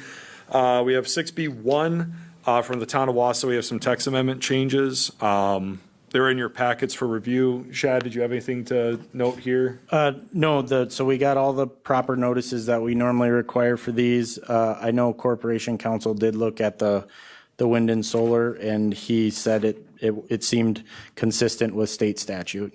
Okay, so that's an important distinction between what we dealt with last month, which was where it was not consistent with state statute, right? So in this case, our Corporation Council looked at it, and it's consistent with what's in it's consistent with the state statute, sorry. So would anybody like to make a motion to approve the town of Wausau text amendments? Supervisor Seefeld. Thank you, Mr. Chair. I will make a motion to approve the town of Wausau's text amendments. Okay, motion is made. Is there a second? Second by Supervisor Schoenborn. Any further discussion? Seeing and hearing none, all those in favor signify by saying aye. Aye. Those opposed, motion carries. Town of Texas text amendments. Chad? All right, same thing. We have all of the notices that we require in the documentation from the town. The two sections were regarding non-metallic mine setbacks, special events, heights, and then zoning permits. So this is normally what we receive from the towns, everything. Yep. So. Okay. Yep. Okay, sounds good. Any discussion, questions about this one? No, I think a motion to approve here would be also be in order. I'd like to make that motion. Oh. I'm sorry. No, you're good, Supervisor Ritter. I will make the motion to approve Town of Texas text amendments to the Chapter 17 zoning ordinance. Okay, motion is made. Is there a second? Second by Supervisor DeBrew. Any further discussion? Seeing and hearing none, all those in favor signify by saying aye. Aye. Those opposed, motion carries. Okay, C1 is pulled. We have C2, budget transfer request to accept a DAC grant in the amount of $6,500 to host a producer-led regional event highlighting community partnerships and practices that further conservation efforts in the state. Kirsty? Yeah, I'll just give a quick detail from back here. So we've talked in the past about our farmer-led group we have here in Marathon County called EPIC, the O-Plain Partnership for Integrated Conservation. So EPIC would like to co-host an event for all similar farmer-led groups within the Wisconsin River Basin. So any farmer groups that have a land area that basically drains into the Wisconsin River. So there's about a dozen of these groups in Wisconsin, and we've had two 2 different Wisconsin River Basin events over the last 2 years that have been phenomenal. We've talked about wanting to expand that and hold a bigger regional event. And Epic has agreed to do that. So we did apply for a grant from DATCAP, Department of Ag. We asked for $8,000 to host a large event. They gave us $6,500. So what we're asking is for the committee to allow us to accept these funds in order to have an event on July 19th at the Big O Plain County Park, in which we would invite farmers, different producer-led groups, watershed groups, and lake associations who all are along the Wisconsin River. So we'd expect a couple hundred people at the event. Okay, and the ask here is for a motion to accept the grant, correct? Correct. This is just a one-time grant. Okay. Is there a motion to accept the grant? Maybe I'd like to make that motion. Supervisor Unger? I'd like to make a motion to accept the grant for Epic and further along to the board. Okay, motion has been made. Is there a second? Second by Mr. Miller. Any further discussion? Seeing and hearing none, all those in favor signify by saying aye. Aye. Those opposed, motion carries. C3, 2025 capital improvement project requests, Parks Department. I'm Jamie Polly, Parks and Recreation Director. Thank you. I am going to share my screen if I can. Can I share it on the WebEx? I think so, yeah. Okay.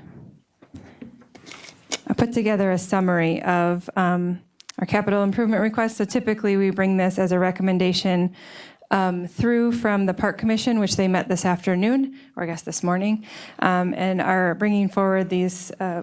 We have 8 total capital improvement requests. And I've just given you a brief overview and seeing that ERC is just asked to provide any input or anything that you think I've missed or that you don't agree with going forward, and then we will submit these to the facilities as soon as it's on the board.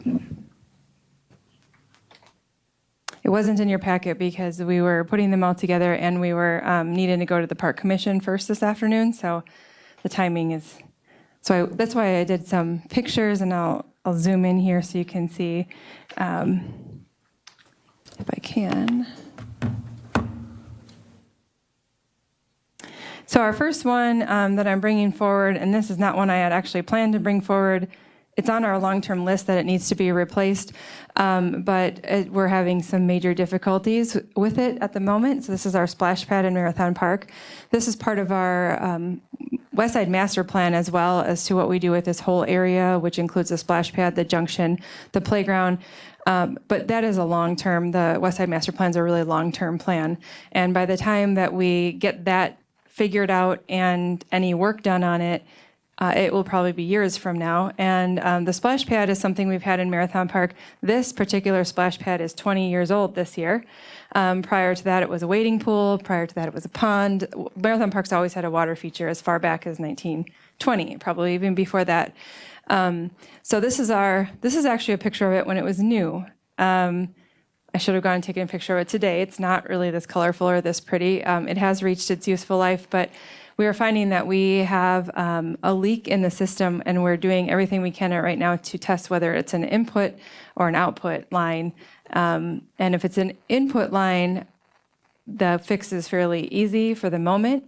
If it's an output line, it's a very extensive fix. So I'll have more information as we work through this process. But it has reached its useful life. So this is very similar to a playground, a little bit more costly than a playground, but the county has approved the replacement of the playgrounds over the last couple of years. So we do have 3 more playgrounds to replace in the system, and then all of those are replaced as well. So that's the first one. Price tag on that estimated from we have 2 aquatics companies as about $213. Now that can be as big or as little as you want it. It's kind of like a playground. That's a fairly good size one comparable to what we have. We could always go less and make it smaller, or look for additional funding as well to make it even larger. The next one that I'm bringing forward is the master plan of Rib Falls Park. The I put this aerial in there because many people just think of Rib Falls Park as the small little green space at the corner at the bottom of that. But Rib Falls Park actually has 300 additional acres that have been mined over the last many, many years. And you can see that lake in there, that's part of the park. And that area, it has been, the mining is complete. So we have county materials has done the reclamation of this, or has done the grading of the site last year and just went out and seeded it this year. So as soon as it is seeded and fully grown in, then they will get their mining permit hopefully closed from CPZ. So they've been working with CPZ staff on that to close this out. But once it is closed out, which we hope is next year, that we can open this to the public. With the grading plan, we have had them put in parking area and 2 beach areas. So that is the basic amenities that this extra area will have when it is open to the public. But we do have a separate fund that where all the proceeds of the mining have gone into earmarked for the development of this park. So this will be a CIP request coming forward. However, it will have no levy request from the county board. It will just be merely letting you know of this project that we would like to do, taking money to do the plan out of the designated fund for this park. Next one is a playground replacement. Like I said, this has been an ongoing project that the county board has approved. We have 2 playgrounds left to fix, one to replace. These have all been way beyond their useful life. A useful life is about 15 years for a playground. We're going on 20, 25, 26 years for many of our playgrounds. But this is Rib Falls Playground. I know it's hard to see on there. Rib Falls Playground, that is estimated this year, and then I have in the CIP requests, we can go out a couple of years. So next year would be the Big Rapids Park. If you have not been to Big Rapids Community Park, I encourage you to go check it out. It's in the middle of nowhere. It's very hard to find, but it's a very nice little park on the western side of the county that is used, and it's got the river that runs right next to it. So this is Rib Falls Park. That would be 2025.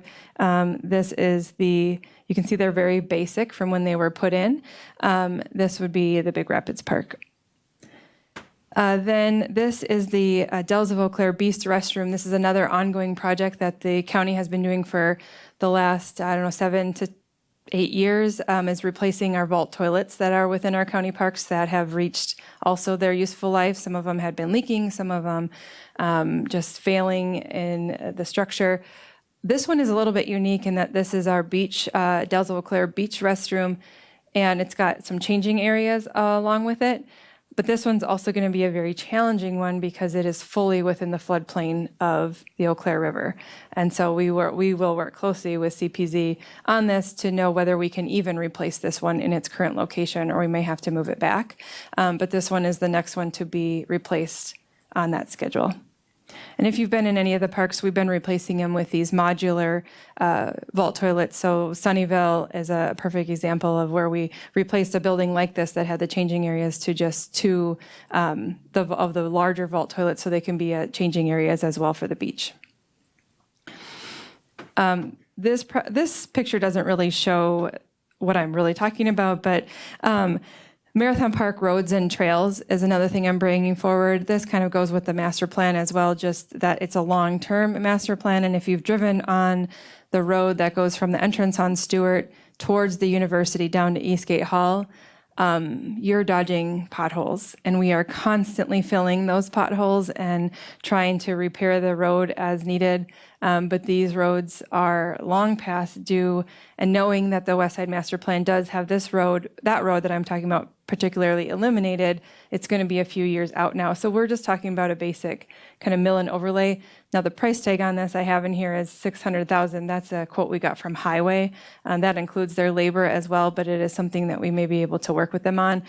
Or we may be able to just do a certain roads at a time. This is for the entire park to redo the blacktop and the trails throughout it. So it's something that could be phased in, but just knowing that the need is there to do some updates without doing anything really long-term where we know we're going to take it out years from now. But I think we have a long enough time that we need to at least make it drivable in some of the areas for people.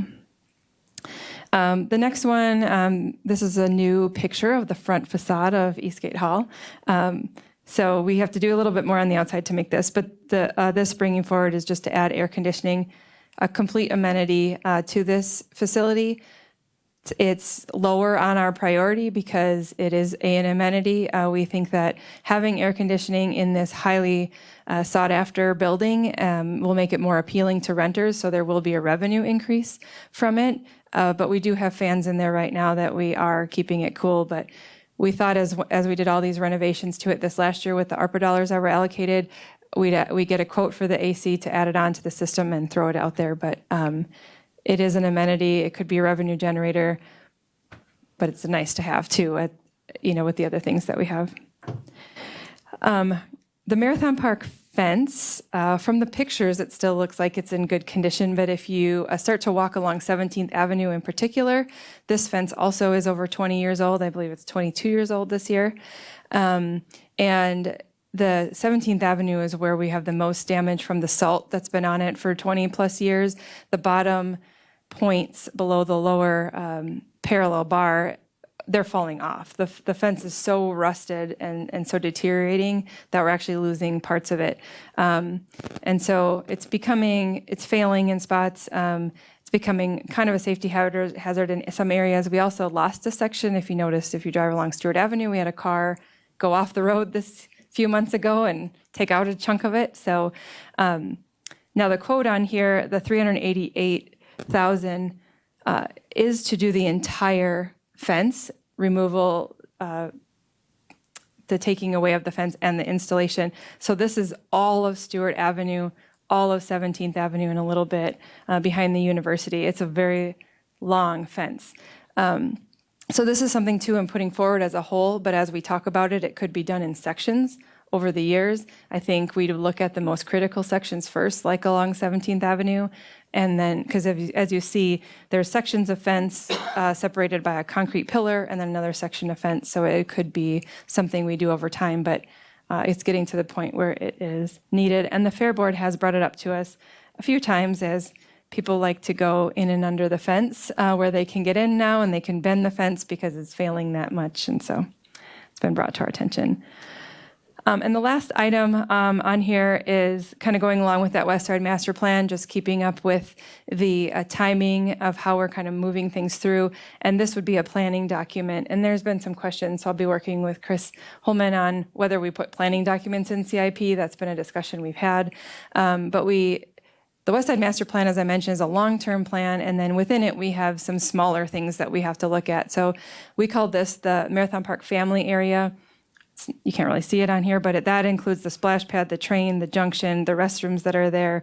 On the West Side Master Plan, we really do need to look at the function of the junction. It is a failing building. That kind of rhymed, didn't it? It is a failing building that we either probably need to take down or we need to figure out what we want to do with that. The junction it still serves the pool, the splash pad and the train, but it's a large building that doesn't get used. It's very little traffic. So we have some ideas of how we could better utilize that space.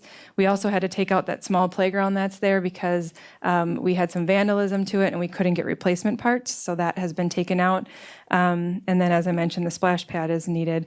And then it was a desire with the West Side Master Plan to see if we could somehow make the train tracks larger throughout that area. So there's a lot that goes in there, but it needs to be planned out first to see what can fit, what would really be uses of that area that would be beneficial, and what are some things that we would just maybe get rid of.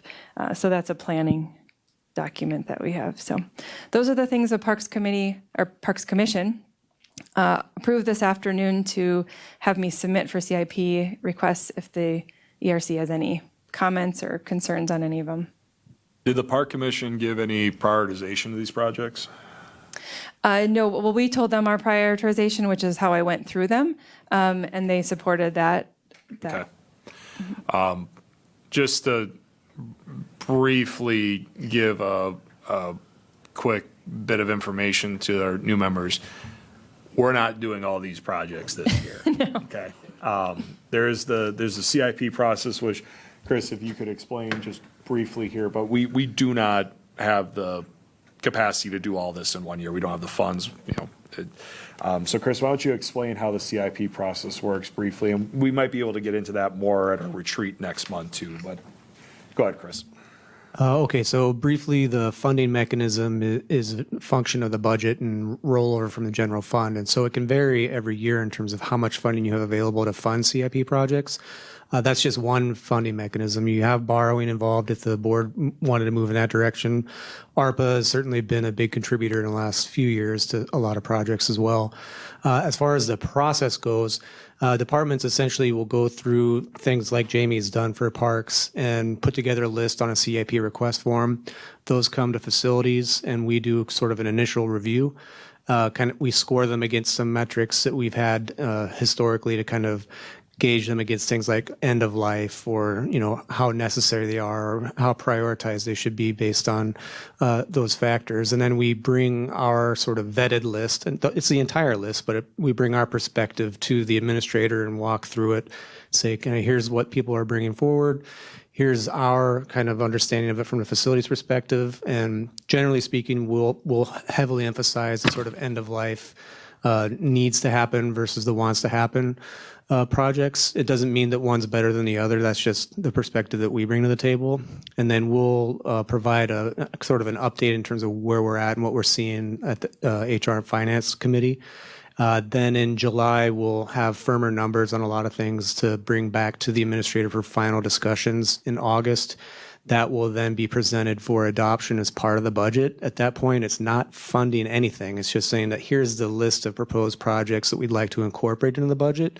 And then from that point on through the actual adoption of the budget itself, there's the board and committees have leeway to kind of push and pull on that as they will. But essentially, it becomes part of the administrator's budget as it goes through HR Finance, and then the board and committees have some time to deliberate between when that happens and when you get to the final budget adoption. And it can happen on the day of adoption of the budget as a whole, like it did last year, where some minor tweaks were made, or increases, decreases, things like that. The main point I want to emphasize is that a motion to approve this list today is not obligating the county to fund all of this stuff today, right? Because that would be insane. So really, I view the support of this list is that these are the problems that, parks have identified. This is a list that they would like to address. And then we get a lot more input later as far as what are the resources that we have to actually address those problems, okay? So I just wanted to make sure everybody understands you're not voting to spend all this money today on this. So, okay. All right. Any other questions for staff? If not, I myself personally would feel supportive of the list that Jamie has identified. So anybody like to make a motion? Supervisor Seefeld? Thank you, Mr. Chair. I'll make a motion to approve the capital improvement project request for 2025 for parks. Motion's made. Is there a second? Second by Supervisor Unger. Any further discussion? Seeing and hearing none, all those in favor signify by saying aye. Aye. Those opposed? Motion carries. 6, we are going to carry over to a future meeting, so we got 2 things removed. 7, we have nothing. 8, next meeting, July 2nd, 2024 at 3 p.m., Assembly Room and future agenda items. A, committee members are asked to bring ideas for future discussion. B, announcements, requests, correspondence. 1, Land Conservation Committee training at Lakeview Center on June 26th. I can address Go ahead, that. Chad. So this would be for both the first one and the second announcement. CPZ will plan on sending out emails to the committee addressing these 2 announcements. That way we don't have to spend too much time talking about them. I can agree with that. All right. So B1 and 2 are covered. You'll get some information about that from staff. And then 9, who wants to make that motion? Supervisor Ritter moves to adjourn. Is there a second? I didn't think I'd have to wait that long for that one. Second by Supervisor Seefeld. Any further discussion? Seeing and hearing none, all those in favor signify by saying aye. Aye. Those opposed, motion carries. Thank you, everybody. Thank you, staff.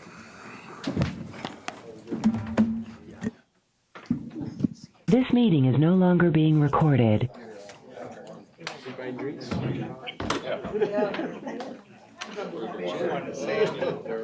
is a tree that got lost in Marathon Park today.